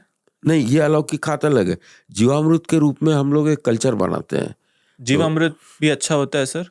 जीवामृत का ही जो तरीका है कि उसको इंस्टेंट फर्टिलाइजर बोलते हैं। ये जो खाद है, ये गोबर का खाद अलग खाद है, वो तो नहीं मुझे पता जीवामृत का और क्या बोलते हैं उसको, लेकिन हम लोग जो बोलते हैं इसको अलौकिक खाद बोलते हैं। दूसरा, लिक्विड फॉर्म में खाद बनाते हैं हम, जो 10 दिन में उसका उपयोग कर सकते हैं, तो और एक 7 दिन में कर सकते हैं। 7 दिन में करने वाला गोपाल भाई सुतारिया नाम के एक अहमदाबाद का सज्जन है, उन्होंने बहुत अच्छा कल्चर बनाया है। तो वो 7 दिन में हम उसका स्प्रे के रूप में भी इस्तेमाल कर सकते हैं और ज़मीन के अंदर भी उसको दे सकते हैं, ड्रेंचिंग करके भी दे सकते हैं, नोजल का पंप खोल के। बहुत आसान उसका। 100 लीटर पानी में 2 लीटर उसका करचल डाल दिया, 2 किलो गुड़ का पानी डाल दिया और 2 लीटर छाछ डाल दिया। 7 दिन में तैयार हो जाता है। एक बार ये कल्चर तैयार हो गया कि आपको सैकड़ों वर्ष तक ये कल्चर काम आते रहेगा, आपको फिर बाहर से लाने की ज़रूरत नहीं। दूसरा, आपको 200 लीटर का करना है तो उसमें 2 लीटर डाल दो, दूसरा भी कल्चर तैयार। तो इसको प्रति एकड़ हम कम से कम 600 लीटर इसका कम से कम इस्तेमाल करें और उसका स्प्रे भी हम कर सकते हैं। वो स्प्रे में नाइट्रोजन डेफिशिएंसी भी कम होती है और उसमें फसलें भी बहुत अच्छी आती है। इस तरह से एक ये होगा, यानी एज आप जो जीवामृत बोल रहे हैं ना, उसी के पैरेलल ये फर्टिलाइजर है, लेकिन इसका बहुत अच्छे रिजल्ट है। दूसरा है गो संजीवक खाद। तो गो संजीवक खाद में हम काम क्या करते हैं, सॉइल फर्टिलिटी के लिए 100 लीटर के टैंक में 30 लीटर गोमूत्र 30 लीटर गोबर डालते हैं, गोवंश का ताजा गोबर, और उसमें 3 लीटर गोमूत्र डालते हैं और 1 किलो गुड़ डालते हैं। ये 10 दिन में तैयार हो जाता है। इसको भी प्रति एकड़ 600 लीटर आपको ड्रेंचिंग करो या फ्लड इरिगेशन के साथ करो तो आपकी सॉइल फर्टिलिटी ये बहुत इससे ग्रो होती है, बहुत तेजी से बढ़ जाती है ये इनके उपयोग से। इस तरह से ये दो। फिर अब बीज लगाना है तो बीज के लिए भी नेचुरल रिसोर्स से उपचारित करके वो बीज लगाते हैं तो उसकी पैदावार बहुत अच्छी मिलती है। अब ये बीजों का उपचारित करने का तरीका हमारा, एक 50 किलो बीज के लिए 1 किलो मिट्टी, 1 लीटर 1 किलो मिट्टी, 1 किलो देसी गाय का ताजा गोबर, आधा लीटर गोमूत्र और 300 ग्राम गुड़, इस चारों में 1.5 लीटर पानी डाल देते हैं। अगर गो कृपा अमृत है हमारे पास तैयार तो गो कृपा अमृत 1 लीटर डाल देते हैं। इस तरह से ये 2.5 लीटर लिक्विड गिर गया तो इसको फिर बीजों को लगा के इसको उपचारित करके छांव में सुखा के इसके वंडरफुल रिजल्ट मिलते हैं। हमारे बीज में रोग प्रतिकार क्षमता बहुत होती है। इस तरह से ये सॉइल फर्टिलिटी के एक तरीके हैं हमारे अपने। ये तरीकों में होता क्या है, जैसे मैंने ये चारों तरीके अपनाए तो इसमें जीव जंतु जीवाणु बहुत निकलते हैं। फिर ये जीव जंतु जीवाणु को भोजन लगता है। भोजन के लिए हम बायोमास तैयार करते हैं, जो कृषि इसमें सॉइल साइंस का हमारा चौथा पार्ट है, उसका इस्तेमाल करते हैं। तो दोनों ये परस्पर पूरक है। वो बायोमास में हम जैसे मैंने कहा कि निकलने वाली घास, पेड़ के जो पत्ते हाँ, जो वो उनकी पत्तियां, और सबसे इम्पोर्टेंट ग्रीन मैन्योर 3 साल में एक बार लेते हैं। तो ये जो धरती ये गोबर खाद से और इनसे जो जीव जंतु जीवाणु निकलते हैं उनके लिए वो भोजन रेडीमेड मिल जाता है और उनका नंबर ऑफ पॉपुलेशन बढ़ता है, तो वहाँ से भी फर्टिलिटी बढ़ती है। इस तरह से वो भी फर्टिलाइजर उनके डेड बॉडियों से बनाते हैं। इस तरह से एक किसान अगर ये 4 चीज़ों को समझ ले, उसको गहराई से उसका निरीक्षण करे, नो डाउट वो दूसरे वर्ष से अच्छी उपज लेने लग जाएगा। एग्रीकल्चर में सर गौ माता कितना इम्पोर्टेंट है? 100% इम्पोर्टेंट है कि इसको हम अंधविश्वास से नहीं देखेंगे, इसको हम साइंस की दृष्टि से देखेंगे। साइंस की दृष्टि से देखने के बाद उसके नेचर ने शरीर की बनावट ही इस कदर की है कि उसके ऊपर सौर ऊर्जा गिरती है तो उसमें अपने आप में वो सौर ऊर्जा से उसके शरीर में कई प्रकार के जीवाणु तैयार होते हैं और वो जीवाणु इतने हेल्दी होते हैं कि उसका मूत्र भी मानवीय उपयोग के लिए काम लाभदेह है। अब मैं आपको सिंपल बताता हूँ, यानी ये बहुत सच वाकया है। मेरे घर के बाजू में एक लड़का रहता था, उसकी अन्न नली का चौकअप हो गई थी तो उसको नलियों से पानी देते थे। उसने डॉक्टर से इलाज करवाया तो डॉक्टर ने बोला आपका ऑपरेशन करना पड़ेगा, इसमें 5-6 लाख रुपए खर्चा आएंगे और हम गारंटी नहीं देते कि आप बच जाएंगे इसमें करके। वो मेरे पास आया, उस गिड़गिड़ाया, उसने बोला डॉक्टर ने ऐसा बोला है, बोले अब मेरे ज़्यादा दिन रहे नहीं, बोले। मैं बोला देख एक बात कर, मेरी गौशाला है, तू उसमें से रोज गौमूत्र ले, 20 ml के करीब गौमूत्र का सेवन सुबह शाम कर, खाली पेट, सुबह खाली पेट, शाम को। अब उसमें बढ़िया अभिनव जी आश्चर्यजनक उसका परिणाम ये हुआ कि 1 महीने में वो सारी रोटियां भी खाने लगा, कड़क रोटियां भी खाने लगा जिसको नलियों से देते थे, और उसका वो प्रॉब्लम ही सॉल्व हो गया। तो मेरे कहने का मतलब उसको एक दिव्य औषध के रूप में प्रकृति ने बनाया है, इसीलिए उसका गौमूत्र भी दिव्य दवा है, उसका गोबर भी दिव्य है। ये सारे साइंटिफिक कारणों के वजह से वो हम उसको माता कहते हैं, इसीलिए उसका इम्पोर्टेंस है उतना। और इसके हमने सब लाइव रिजल्ट अपने खेत में देख लिए। इसके बिना फर्टिलिटी बढ़ती नहीं, इसीलिए हमने कंपलसरी किया है कि गोपालन खेती में कंपलसरी है। देसी गाय, लेकिन देसी गाय, तो इनके गोबर से हम अपने सॉइल को फर्टाइल कर सकते हैं। सर अपने खेत के बारे में बताइए। यावतमाल में आपका खेत है, 16 एकड़ मेरे हिसाब से आपके पास ज़मीन है जी। 16 एकड़ में आप क्या क्या कर रहे हैं, कौन से फसल कर रहे हैं? केमिकल से आप प्राकृतिक खेती की तरफ आए, आपका खेत में क्या क्या हो रहा है, आप उसे कैसे मैनेज करते हैं? बट ऊपर ऊपर से एक जनता को क्लैरिटी दीजिए। तो आपने मेरे खेत के बारे में पूछा, तो मैंने पहले तो बताता हूँ मैं आपको, बहुत स्टडी के बाद उसको इन 7-8 वर्षों में डिज़ाइन में कन्वर्ट कर दिया है। जो डिज़ाइन मैंने पहले आपके पास उल्लेखित कर दी, उसकी उल्लेख करने की ज़रूरत नहीं जी। अब इसमें क्रॉप लेते समय हम हमेशा अपनी ज़मीन को अपनी माँ बोलते हैं। तो हम माँ को बोलते हैं, माँ एक फसल तेरे लिए, एक फसल तू मेरे लिए। ये सिद्धांत के ऊपर हम काम करते हैं। क्या बात है। तो एक फसल माँ तेरे लिए बोलते हैं, तो हम उसके लिए ग्रीन मैन्योर लगाते हैं। ग्रीन मैन्योर में अरहर लगाते हैं 12-12 फीट पे, या फिर प्लेन ग्रीन मैन्योर लेते हैं, वो हो गई माँ के लिए वो फसल। अब मान लो प्लेन ग्रीन मैन्योर लगा दिया मैंने, तो ग्रीन मैन्योर ये डालते हैं हम जून महीने में, तो उससे सॉइल एकदम फर्टाइल हुई। उसके बाद में हम एक पूरा मार्केटिंग के स्टडी के आधार पे उसमें हम प्याज या टमाटर लगाते हैं। कौन से महीने में? अगस्त के इसमें उसका पौध तैयार कर लेते हैं, तो अगस्त लास्ट में वो पौध हम ट्रांसप्लांट करते हैं उसका नर्सरी। प्याज हो तो डायरेक्ट बीज डालते हैं। तो वो टमाटर फिर 300-400 क्विंटल तक पर एकड़ हमको यील्ड मिलता है। उसको एक साइंटिफिक लगाने का तरीका ढूंढा है कि 6-6 फीट पे कतारें बनाते हैं, वो कतारों में नाली बना देते हैं, नाली के दोनों तरफ लगाते हैं, तो बीच में एक 4 फीट का बेड़ बन जाता है। तो हम उसको बांधते नहीं है, वो 40,000 का खर्चा सेव करते हैं। लेकिन मैंने ग्रीन मैन्योर लेके टमाटर लगाया है, तो मुझे 300 से 400 क्विंटल पैदावार मिलती है। एक साधारण किसान को कितना मिलता है? वो नहीं स्टडी, लेकिन जैसे वो बहुत खर्चीली खेती करके वो करते हैं, तो उनको भी करीब करीब इसी इसमें कंपेयर में प्रोडक्शन मिलता है जो केमिकल फर्टिलाइजर जहर। लेकिन अब शायद वो उस एकदम नीचे के लेवल पे आ गए हैं, क्योंकि उसमें प्रॉब्लम बहुत क्रिएट हो गए। लेकिन हमारे इसमें प्रॉब्लम क्रिएट नहीं होते। हमको 300 क्विंटल तक का बिना प्रॉब्लम के इसकी पैदावार मिलती है, और हमको 15 से 20 रुपए किलो के एवरेज रेट मिलते हैं, क्योंकि कभी 50 भी मिलते हैं तो कभी 5 भी मिलते हैं। एवरेज रेट 15 से 20 रुपए किलो के एवरेज रेट मिल जाते हैं। 15 के रेट मिले 300 क्विंटल 4.5 लाख रुपए के होते हैं। लेकिन एक वर्ष तो ऐसा था कि हमको कंटिन्यू 50 रुपए किलो के रेट मिले।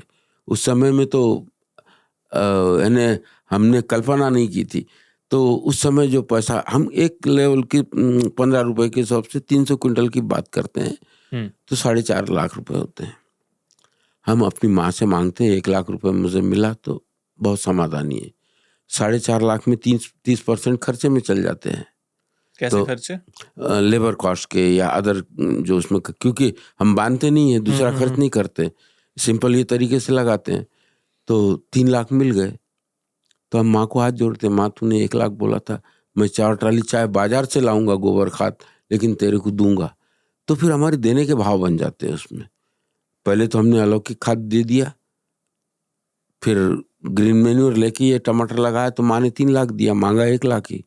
तो नेक्स्ट ईयर जो फसल लेते हैं ना हम लोग, वहाँ पे अरहर की फसल लेते हैं। अरहर की फसल में हम मूंग लेंगे या ग्रीन मैन्योर लेंगे, यानी फिर माँ के साथ रिलेशंस। तो ये कंटिन्यू माँ के साथ हमारे रिलेशंस हम बनाए रखते हैं। तो अभी टोटल टाइप पूरे फार्म में हमारे जो है, हम हल्दी की फसल लेते हैं। हल्दी की फसल का मार्केटिंग खुद करते हैं हम। उसकी मार्केटिंग में भी 4 फंडे हम मुख्य रूप से इस्तेमाल करते हैं, उसका बाद में बात करता हूँ। हम लोग अरहर की दाल बनाते हैं, तुअर की दाल, चना दाल बनाते हैं, धनिया का पाउडर भी बनाते हैं, धनिया भी बेचते हैं, खड़ा धनिया भी। इसी तरह हम लोग सब्जियों का पैदावार निकालते हैं। तो सब्जियों का एक टाइमिंग समझ लिया, उस टाइमिंग के हिसाब से हम सब्जियां लगाते हैं। आई थिंक वही बहुत ही ज़रूरी चीज़ है सर, कि कब कौन सा फसल डालना, वो अगर लोग समझ जाएं। वो आप कैसे सीखे हैं और कैसे कर रहे हैं, थोड़ा बता सकते हैं? अभी हम लोगों ने उसका ज्ञान नहीं था, लेकिन धीरे धीरे ज्ञान होते चले गया। फूल गोभी हम बारिश में लगाए, नेचुरल फार्मिंग किए। हमने ये तय किया कि जहर का इस्तेमाल नहीं किए। वो 100 रुपए की भी पत्ता गोभी, फूल गोभी नहीं निकली हमारी नेचुरल फार्मिंग में। फिर हम लोगों को लगा कहीं चूक रहे हैं इसमें, लेकिन फिर उसको लगाया, प्रयास किया, ठंड में लगा दिया उसको। वो बहुत बढ़िया आई, उसके ऊपर कोई स्प्रे भी नहीं, तो भी बहुत बढ़िया आई। तब दिमाग में क्लिक हुआ कि हर क्रॉप को नेचर ने समय दिया है, उसके टाइमिंग को हमको समझ लेना है। फिर हमने टाइमिंग समझ लिया, तो अब ये तय हो गया कि फूल गोभी लेना है तो ठंड में ही लेंगे हम। बैंगन लेना है तो बैंगन को नेचर ने 8 महीने का समय दिया है, गर्मियों का और ठंडी का, कि 8 महीने में अगर बैंगन लेते हैं तो इसके ऊपर कीट नहीं आते ज़्यादा, तो बहुत कम खर्चे में काम हो जाता है हमारा कीट का, और फसल की उपज भी ज़्यादा मिलती है। तो एक एक फसल का समय, कि चना कब लगाना है, गेहूं कब लगाना है, आपको सब्जियां कौन सी सब्जी कब लगाना है, लौकी कब लगाना है, तोरई कब लगाना है। तो 1 जनवरी से दिसंबर तक एक उसका पूरा चार्ट ही बना दिया है। वो चार्ट से 250 पैटर्न बनते हैं। 250 पैटर्न में हम अपनी बड़ी खुशहाली प्राप्त कर सकते हैं। सबको नेचुरल टाइमिंग से जोड़ लिया। नेचुरल टाइमिंग से जोड़ते समय आपको मज़ेदार बात बताता हूँ अभिनय जी, कि हम लोग ओपन मार्केट में जाके भी चैलेंज से हम कमाई करते हैं नेचुरल फार्मिंग में। ऐसा नहीं कि इसको ऑर्गेनिक बोल के बेच रहे हैं हम लोग। इसका एक एग्जाम्पल देता हूँ। मूली पहले हम लगाते थे पूरे ठंड में, तो नवंबर में लगा देते थे मूली, तो वो मूली को कोई पूछता नहीं था, 1 रुपया किलो में कोई पूछता नहीं था, ये हालत थी। फिर उसका नेचुरल टाइम भी सक्सेस हो, तो उसको स्टडी करते करते हमको लगा कि ये सितंबर महीने में अगर इसको लगाया जाए तो सितंबर महीने की मूली सबसे महंगी बिकती है। ये बात समझ में आई, लेकिन वो नेचुरल टाइम में आ जाती है, यानी 60-65 दिन के बाद निकालने आती है, जब तक ठंड स्टार्ट हो जाती है। तो नेचुरल टाइम में भी आ गई। हम सितंबर में लगाते हैं तो उसके ऊपर बहुत कीड़ा आता है, उसके पूरे पत्ते खा जाती है।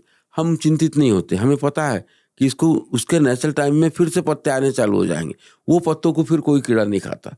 इस तरह से कई उसके नेचुरल फार्मिंग के टाइमिंग को समझा हमने, और मार्केटिंग के टाइमिंग को समझा। तो वो मूली लगाई, 1 लाख मूली लगाते हैं हम, तो मूली हमारी एक मूली 800 ग्राम की बैठती है नेचुरल फार्मिंग में, क्योंकि उसको बेड पे लगाने का तरीका समझ लिया हमने, कैसे लगाया जाता है। तो अब 1 लाख मूली लगाते हैं, उसमें 20% वेस्ट हो जाती है, 80% मिलती है, यानी 80,000 मूली हमको मिलती है। 80,000 मूली, 5 रुपए की मूली एक बिकती है, यानी वो मूली 4 लाख की होती है। वही नवंबर में लगाई तो हमको 8 आने 4 20 पैसे की या 1 रुपये ज़्यादा से ज़्यादा ये रेट मिलता है। तो 5 गुना रोड वो। तो टाइमिंग सब्जियों के भी कौन से समय में हम ओपन मार्केट में चैलेंज से जाके कमाई कर सकते हैं, ये तरीकों को समझा हमने। उसी तरह टमाटर को समझा तो प्याज को भी समझा। प्याज 5 से 10 अक्टूबर को लगाना है, तो मुझे सूखा प्याज नहीं, मुझे ग्रीन पत्ती का रेट अच्छा मिलता है, तो उसकी उपज भी मुझे 200 क्विंटल के ऊपर मिल जाती है। तो वो 30 रुपये, 25 रुपये, 20 रुपये किलो बिक जाता है।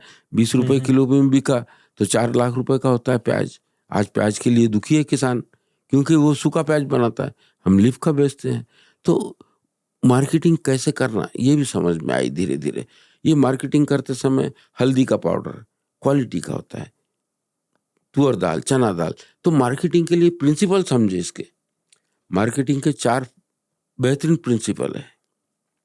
पहला प्रिंसिपल उसका क्वालिटी, नो कॉम्प्रोमाइज। एकदम सुपर क्वालिटी आपकी गई तो परमानेंट कस्टमर बन जाएगा आपके उपज का। तो क्वालिटी पे ध्यान देते। अब सिर्फ क्वालिटी से बात नहीं बनेगी। अगर आपके पास वैरायटी नहीं है तो कस्टमर एक के लिए आपके पास दौड़ा नहीं आएगा। तो हमने वैरायटी को समझा, तो वैरायटियां तैयार की। क्वांटिटी, हाँ, क्वांटिटी वो बहुत इंपॉर्टेंट है कि अगर मैं 10 किलो ही अगर कोई दालें उगाऊंगा तो कोई गिराई आएगा नहीं वहाँ 10 किलो के लिए, या रहेगा नहीं मेरे पास। तो क्वालिटी, क्वांटिटी और वैरायटी, ये तीनों उसके मेन प्रिंसिपल है कि आपके पास क्वालिटी भी होना चाहिए, क्वांटिटी भी होना चाहिए, वैरायटी भी होना चाहिए। लेकिन मार्केट में और सक्सेस होना है तो चौथा बेहतरीन पार्ट है उसका कनेक्शन। आपको मार्केट के लिए कनेक्शन जोड़ने पड़ेंगे, आपको कस्टमर तक जुड़ना पड़ेगा एक एज ए फार्मर के नाते। लेकिन एक कोई व्यापारी है तो वो एडवर्टाइजमेंट के थ्रू कनेक्शन जोड़ लेगा। तो कनेक्शन भी एक बहुत इंपॉर्टेंट पार्ट होता है मार्केटिंग का। आप कैसे कर रहे हैं तो सर वो कनेक्शन? वो कनेक्शन, अब मैं इंडिविजुअल किसान हूँ तो मेरे पास एडवर्टाइजमेंट के लिए उतना पैसा नहीं, लेकिन मेरे पास समय है। तो मैं 500 लोगों से जाके कनेक्शन किया, 500 लोगों से मिला, ऐसे लोगों से मिला कि जो मुझे अच्छी कीमत दे सकते हैं। उसमें डॉक्टर है, इंजीनियर है, वकील है, ऐसे लोगों से जाके मैं मिला। एक एक से मिलते मिलते 500 लोगों से मिलने के लिए 1-2 महीने का समय लग गया मुझे। लेकिन उनको मैंने फ्री में अपने पैकेट बना के ले जाता था, फ्री में उनको गुणवत्ता बताता था कि ये इतनी क्वालिटी का है, मैं आपको प्रेम से ये उपहार के रूप में दे रहा हूँ, आप इसका सेवन कीजिए। आपके पूरे फैमिली, आपके बच्चों को कैसे कैसे लाभ होगा वो लाभ बताते हैं। हल्दी में इसमें कितना कुरकुमिन है, इसका कैसे लाभ मिलेगा, इसकी प्योरिटी हमने कैसे बनाई, वो सारा उसको समझाते समझाते ने एक एक कस्टमर को 10-10, 15-15 मिनट समझाते समझाते उनको हर चीज़ें मुफ्त में दे के उन्होंने ली। तो 500 लोगों में से 300 लोगों ने बिल्कुल खुशी से वो राजी हो गए। उनको जब हमने क्वालिटी का सब वो दिया, वो परमानेंट कस्टमर बन गए। हमारे पूरा प्रोडक्शन 300 कस्टमर में तो एक खेत का प्रोडक्शन पूरा समाप्त हो जाता है। लेकिन हल्दी जैसे ज़्यादा है तो फिर हमने अलग अलग पूरे कंट्री में संपर्क किया। बेंगलोर में आता है हमारा माल, गुरुग्राम जाता है, दिल्ली जाता है, बम्बई जाता है, पुणे जाता है। हल्दी जैसे चीज़ें फिर हमने अदर स्टेट में उसको सप्लाई करना चालू कर दिया, उनसे कनेक्शन जोड़ के। तो आज हमारा कोई माल नहीं बिकता। तो ये माल के रेट हमने ठहराए। किसान को खुशहाली कब आएगी मार्केटिंग में? जब वो अपने रेट खुद तय करने लग जाएगा, उसी दिन उसमें खुशहाली आएगी। तो अब ये सबके रेट मैंने खुद ने तय किया है कि मेरे दाल का रेट 200 रुपये किलो है अरहर का। ये 200 रुपये रेट में ही मैं जिंदा रह सकता हूँ। हल्दी का रेट 300 रुपये किलो है मेरा, ये रेट मुझे मिलेगा तो ही जिंदा रह सकता हूँ। धनिया 250 रुपये किलो होगा तो ही जिंदा रह सकता हूँ। आज 250 रुपये में बाजार में उसको 80-100 रुपये किलो में मिल जाता है, लेकिन मेरा 250 में वो पहले प्रायोरिटी देता है कि इनका धनिया पहले लूँगा मैं। उसको पता चल गया क्वालिटी, इसमें क्वालिटी कितनी, इसमें एक मिक्सी में डाल दिया तो कमरे में पूरी सुगंध हो जाती है उसकी धनिया की। तो क्वालिटी का पता चल गया। उसके लिए महत्वपूर्ण हमने बीजों को चयन किया कि अच्छे उम्दा क्वालिटी के बीज, वो बीज जिससे टेस्ट बने। तो मार्केटिंग में बीज भी उतने ही इम्पोर्टेंट है कि हमने धनिया का उत्कृष्ट क्वालिटी का बीज बनाया है, हमने चने का उत्कृष्ट, हमने गेहूं का, उसका रोटी खाते ही बनती है, दालों में टेस्ट रहता है। इस तरह से मार्केटिंग में बीज ये भी उतने इम्पोर्टेंट है। और इनमें सब में न्यूट्रिशन डालने के लिए सॉइल। तो एक ये पूरा एक फंडा है पूरा नेचुरल फार्मिंग का ही। वही आप जो कहते हैं ना कि आज के दिन में खेती एक इनपुट आउटपुट इक्वेशन बन चुका है, एक एग्रो इकोलॉजिकल सिस्टम नहीं। अगर आपको नेचुरल फार्मिंग करना है तो आपको प्रकृति के साथ जाना होगा, ना कि खिलाफ। मैंने आपने एक और चीज़ बोला था कि खेत खुद अपना फर्टिलाइजर और पेस्टिसाइड प्रोड्यूस करता है, किसानों को बाहर जाने का ज़रूरत नहीं है। ये मैंने सारे आपके वीडियोस में देखा था। जी बिल्कुल। हाँ, और ज़्यादातर किसान आज डेट में इसलिए जा रहे हैं क्योंकि मार्केट में जो प्राइस बढ़ रहा है उनका एक्सटर्नल इनपुट पे निर्भरता भी बढ़ रहा है, तो उसके कारण उनके लॉसेस हो रहे हैं प्राकृतिक खेती के कारण। और अगर मार्केट में किसान अपना प्राइस मांग पाए तो ये सारे प्रॉब्लम सॉल्व हो सकते हैं। बिल्कुल पॉसिबल है मेरे हिसाब से। आपने सर अपने खेत में एक हल्दी पर्टिकुलरली क्यों चुना? आज मैं इसलिए ये पूछ रहा हूँ क्योंकि नए नए तकनीक के साथ भी हल्दी की खेती बहुत हो रही है, बट हल्दी एक अच्छा फसल है इन टर्म्स ऑफ प्रॉफिट, पैसे में। हल्दी चुनने का कारण ये था कि मेरा एक उसमें जैसे प्रिंसिपल, मैं हर जगह आपको प्रिंसिपल बताते आ रहा हूँ कि एग्रीकल्चर के प्रिंसिपल क्या है, मार्केटिंग के प्रिंसिपल, इसके भी अपने एक प्रिंसिपल है।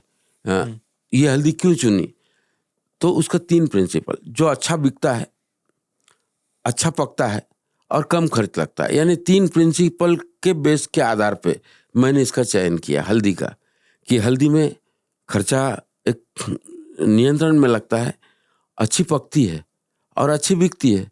ये 3 फार्मूले इसमें सेट हो गए, अच्छी बिकती है यानी मेरे शर्तों पे बिक जाती है, इसलिए मैंने उसको चयनित किया हल्दी को। ऐसे हर तरह के फसल में ये 3 सिद्धांत के आधार पे हर फसल को चयनित किया है। तो इन ऑल टोटल मेरे यहाँ के क्लाइमेटिक कंडीशन में हल्दी की उपज बहुत अच्छी आती है, तो मैंने उसको चयन किया। मेरे यहाँ के क्लाइमेटिक कंडीशन में टमाटर की, प्याज की, इनकी उपज बहुत अच्छी आती है। मेरे यहाँ कश्मीर का सेब नहीं होता, तो उस पर नहीं ध्यान दूंगा। तो मेरे यहाँ जो फलों के अच्छे बगीचे बनते हैं उनको फिर चयनित किया। इस तरह से उसकी चयन प्रक्रिया ये 3 सिद्धांत के बेस पे की हुई है। प्राकृतिक खेती के एक और जो सिद्धांत है, जो आप कहते हैं कि मल्टीपल क्रॉपिंग, मोनोक्रॉपिंग नहीं करना है। जहाँ से आप आते हैं यवतमाल, वहाँ पे ज़्यादातर किसान केवल कॉटन की खेती करते थे, और जब कॉटन का प्राइस उन्हें मार्केट में नहीं मिला तब वो उसे झेल नहीं पाए। मोनोक्रॉपिंग के क्या क्या खतरे हैं, क्या आप किसानों को समझा सकते हैं? क्योंकि आज भी ज़्यादातर किसान 1 एकड़, 2 एकड़, 3 एकड़ में केवल एक ही फसल करते हैं। देखिए, अभी एज ए एग्जाम्पल लें हम पंजाब का, तो वहाँ होता क्या है, पहले चावल लेते हैं, फिर गेहूँ लेते हैं, चावल लेते हैं, गेहूँ लेते हैं, यानी वो भी एक दलीय फसल, पहली वाली भी दूसरी वाली भी एक दलीय फसल। तो सॉइल फर्टिलिटी का लॉस तो हो गई वहाँ।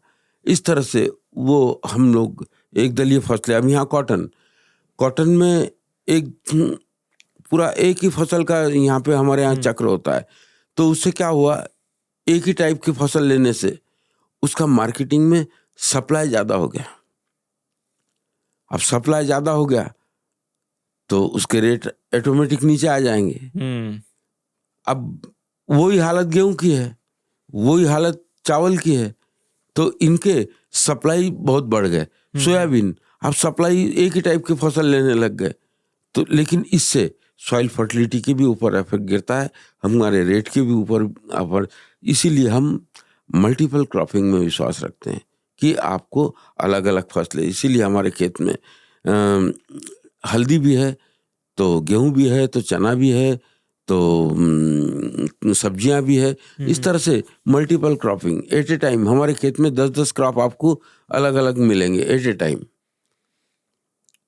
सर एक प्रश्न, क्योंकि आप वहाँ से हैं, मैं बस आपसे पर्सनली पूछना चाहता हूँ, यवतमाल में इतने सारे किसान एक समय पर आत्महत्या क्यों कर रहे थे? उसका सबसे बड़ा कारण क्या मोनोक्रॉपिंग ही था? क्योंकि भारत में, मैंने भी जब एग्रीकल्चर में मैं नहीं भी था तब भी यवतमाल का नाम मैं सुना था, इस कारण की वजह से। आप वहाँ से हैं, काफ़ी बदलाव आपने वहाँ लाया है आज, बट ये पहला सिचुएशन क्यों आया? देखिए, निश्चित तौर पे मैंने कहा कि डिमांड एंड सप्लाई ये एक भाग होता है। अब किसान के दिमाग में हमेशा कपास आपके जीवन में खुशहाली लाएगी, ये दुष्प्रचार भर के रख दिया कि कपास से खुशहाली आएगी, कपास में मेहनत नहीं करनी पड़ती, आप ये वीडिसाइड मार दीजिए, आपको घास निकालने का खर्चा नहीं, आड़ा उबार चला दिए बखर, उसमें नुकसान नहीं। तो किसान कंटिन्यू कॉटन का एक उस स्टार्टिंग में उसको मिला उपज अच्छी, तो कंटिन्यू उसका अट्रैक्शन इसके ऊपर चले गया।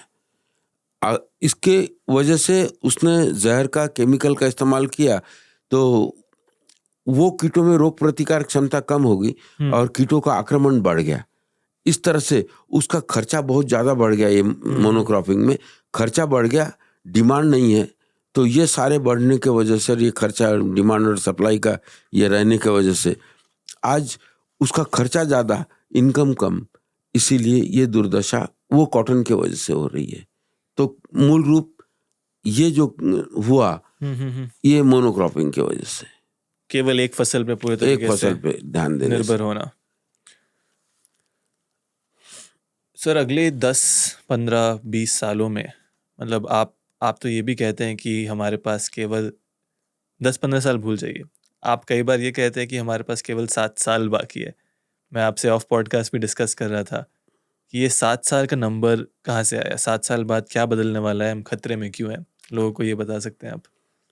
निश्चित तौर पे मैं अपने खेत के ही प्रोडक्शन को देख रहा हूँ 3 सालों से, उसके ऊपर क्या इफेक्ट हो रहा है। दूसरे किसानों के भी प्रोडक्शन पे देख रहा हूँ मैं लगातार 3 साल से। तो अपने देश की बात करूँ मैं तो किसानों को प्रतिवर्ष प्रकृति के मार से इतना जूझना पड़ रहा है कि उसकी एक फसल तो निश्चित तौर पे समाप्त हो जाती है। अभी हम देख रहे हैं हिमाचल में देखा कितने वाटर बम गिर रहे हैं, यानी बादल फटने के रूप में वाटर बम है, वो कितनी बड़ी संख्या बढ़ गई है। तो ये जैसे क्लाइमेट चेंज हो रहा है ना, तो उसका इफेक्ट सबसे ज़्यादा किसानी के ऊपर हो रही है।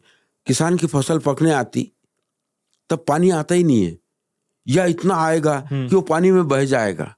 तो ये जो सारे प्रकार विगत 3, 4, 5 वर्षों से मैं जो स्टडी करते आ रहा हूँ, तो व्यक्तिगत आपने किसान की कॉटन ही आत्महत्या का ये कारण नहीं है। क्लाइमेट चेंज के वजह से उसका जो अनबैलेंस हो रहा है वातावरण का, उसके वजह से के पीछे जाना, क्योंकि उसकी फसल जब पकने आती है तब वो नेचर समाप्त कर देता है उसकी फसल, चाहे पानी के रूप में, चाहे ओले के रूप में करो, चाहे बाढ़ के रूप में करो। तो ये सब जो देख रहा हूँ ना मैं, ये देखने के बाद उसको मैंने जाना कि मेरी भी प्रोडक्टिविटी एक समय अरहर की 15 क्विंटल थी, लेकिन ठंड 3 सालों से ठंड नहीं गिर रही है, तो मेरी प्रोडक्शन उसमें घट्टे 12 क्विंटल पे आई, 10 क्विंटल। प्रैक्टिसेस में फर्क नहीं है, इसमें क्लाइमेट चेंज का फर्क है। उसको जो ठंड चाहिए वो ठंड ही नहीं मिल रही है, वो ठंड नहीं मिल रही तो उसकी प्रोडक्टिविटी कम आ गई। चना, उसको जब फ्लावरिंग के समय ठंड चाहिए, उसको फल बनने के उस समय ठंड ही नहीं है। तो क्लाइमेट में जो फर्क आ रहा है ना, इसके वजह से मैं कह रहा हूँ कि ये इतने तेजी से बढ़ेगा कि आपके क्रॉप को जो टेम्परेचर चाहिए, जो वातावरण चाहिए, वो नहीं मिला तो उसके प्रोडक्टिविटी, तो फूड सिक्योरिटी पे उसका इफेक्ट होगा, फिर हमारे हेल्थ के ऊपर असर होगा और हम इसको बर्दाश्त नहीं कर पाएंगे। वो तेजी से बढ़ेगा। 7 साल के बाद हम लोगों ने युद्ध में जितने नहीं लोग खोए, उससे कई गुना हम इसके क्लाइमेट चेंज की वजह से खो चुके होंगे। बिल्कुल सही सर। आई थिंक बहुत सारे प्रश्न मेरे दिमाग में हैं, लेकिन समय की हमें कमी है, आपको वापस भी जाना है, इसलिए मैं कुछ टेक बैक्स लेना चाह रहा हूँ ऑडियंस के लिए। अगर एक नौजवान है 22-23 साल का, अभी एग्रीकल्चर में आना चाहता है, तो आप उसको क्या कहेंगे कि यहाँ फोकस करो? क्योंकि जैसे मैं आपको ऑफ कैमरा बोल रहा था, आज के दिन में सर मेरे जैसे नौजवान है वो हमेशा अपॉर्चुनिटी भी खोजते हैं। प्रकृति का ख्याल रखना है, बट साथ ही साथ क्या मैं वैल्यू क्रिएट कर सकता हूँ अपने लिए, क्या मैं पैसा बना सकता हूँ अपने लिए और पूरे देश के लिए भी। वो बड़ा बिजनेस का मौका कहाँ है प्राकृतिक खेती के विषय में? इसमें देखिए, आप पढ़े लिखे नौजवान हो, निश्चित तौर पे बहुत बड़ी अपॉर्चुनिटी है अपने सामने। पहले हम किसानी का अनुभव ले लें, 1, 2, 3, 4 वर्ष का अनुभव ले लें और धीरे धीरे अपने खेत में कैसा प्रोडक्शन बढ़ा सकते हैं। कल आने वाले कल में दुनिया में सबसे बड़ी बाजार होगी ऑर्गेनिक फूड की, दुनिया में सबसे बड़ी बाजार होगी ऑर्गेनिक फूड की। तो ऑर्गेनिक फूड हम किसानों के भलाई के लिए हम व्यापार में भी पदार्पण करें। अगर आप पढ़े लिखे नौजवान हैं और आप में वो क्षमताएं हैं, तो इसमें बहुत बड़ी अपॉर्चुनिटी है। तो खेत के नॉलेज से आप किसानों के संगठनों को जोड़िए और उनको उचित मूल्य देके दुनिया के बाजार को अपने कदमों में लाइए। निश्चित तौर पे इतनी खुशहाली छिपी है आपकी भी, किसानों की भी, और इसका उपभोग करने वालों की भी। तो इस तरह से आप लोग ये अपॉर्चुनिटी को ले सकते हैं अनुभव में। अब आप पहले साल के किसान हैं तो सॉइल फर्टिलिटी कैसे, ये इसको सस्टेनेबल करना है, आपने इसमें एंट्री कर दी, तो ये व्यापार हजारों साल के लिए सस्टेनेबल कैसा होगा? तो हजारों साल के लिए सस्टेनेबल रहेगा, वैसी हमें फार्मिंग की तकनीक विकसित करना होगा। तो आपको ये समझना होगा पहले कि सॉइल फर्टिलिटी कैसे बढ़ती है, स्टार्ट करने के पहले वाटर कंजर्वेशन कैसे होता है और इकोलॉजिकल बैलेंस कैसे होता है। ये 3 बातों को समझ के आपने किया, लेकिन आप में वो टैलेंट है तो आप उसको अच्छा वेतन दे के भी लेबर का भी अरेंजमेंट कर सकते हो, अच्छा पेमेंट देते हैं। श्रम का एक शास्त्र होता है, मैं उसके बाद में बात करूंगा। तो इस तरह से आप अपने पहले शास्त्र को समझ के 1-2 साल का नॉलेज लीजिए। इसके साथ में आप में टैलेंट है तो एग्रीकल्चर भी कीजिए, और उसको व्यापार को इसलिए आगे बढ़ाना है कि अन्य किसानों में वो टैलेंट नहीं होगा तो आप उनको हेल्प करेंगे, तो उनका भी भला होगा, वो व्यापार से आपका भी भला होगा। इस तरह से आप उसमें जा सकते हैं। अब ये पूरे व्यापार व्यवस्था में इम्पोर्टेंट रोल आता है लेबर का। तो लेबर के भी 4 प्र बहुत इम्पोर्टेंट है। इसके 4 प्र में पहला प्र, कोई भी कॉर्पोरेट सेक्टर हो, चाहे आपका सेक्टर इसका एग्रीकल्चर सेक्टर हो, चाहे कोई भी सेक्टर हो, 4 प्र बहुत इम्पोर्टेंट है। पहला प्र, प्रशंसा करना सीखिए आप। प्रशंसा से बहुत आगे बढ़ेंगे। किसी को हम गाली दे के काम लेते हैं तो उसकी दुर्भावना हमारे प्रति आ जाती है, लेकिन पीठ थपथपाते हैं तो उसके आदर के भाव तैयार होते हैं। फिर प्रोत्साहन देना सीखिए। अब प्रशंसा और प्रोत्साहन से उसने सही में अपने क्षमताओं का विकास किया है तो उसको प्रतिफल श्रम मूल्य का देना सीखिए। और चौथा, प्रबोधन, हमें कैसा जीना है, कैसा रहना है। ये 4, ये मार्केटिंग से जुड़ के, एग्रीकल्चर सेक्टर में डेवलपमेंट से जुड़ के, ये 4 प्र उसके उतने ही इम्पोर्टेंट है। ये 4 प्र से हम निश्चित तौर पे काफी आगे बढ़ सकते हैं। सर, जो किसान ये पॉडकास्ट देख रहे हैं, उनको एक मैसेज तो मिल गया होगा ज़रूर कि प्रकृति के साथ चलना है एंड प्रकृति के खिलाफ नहीं।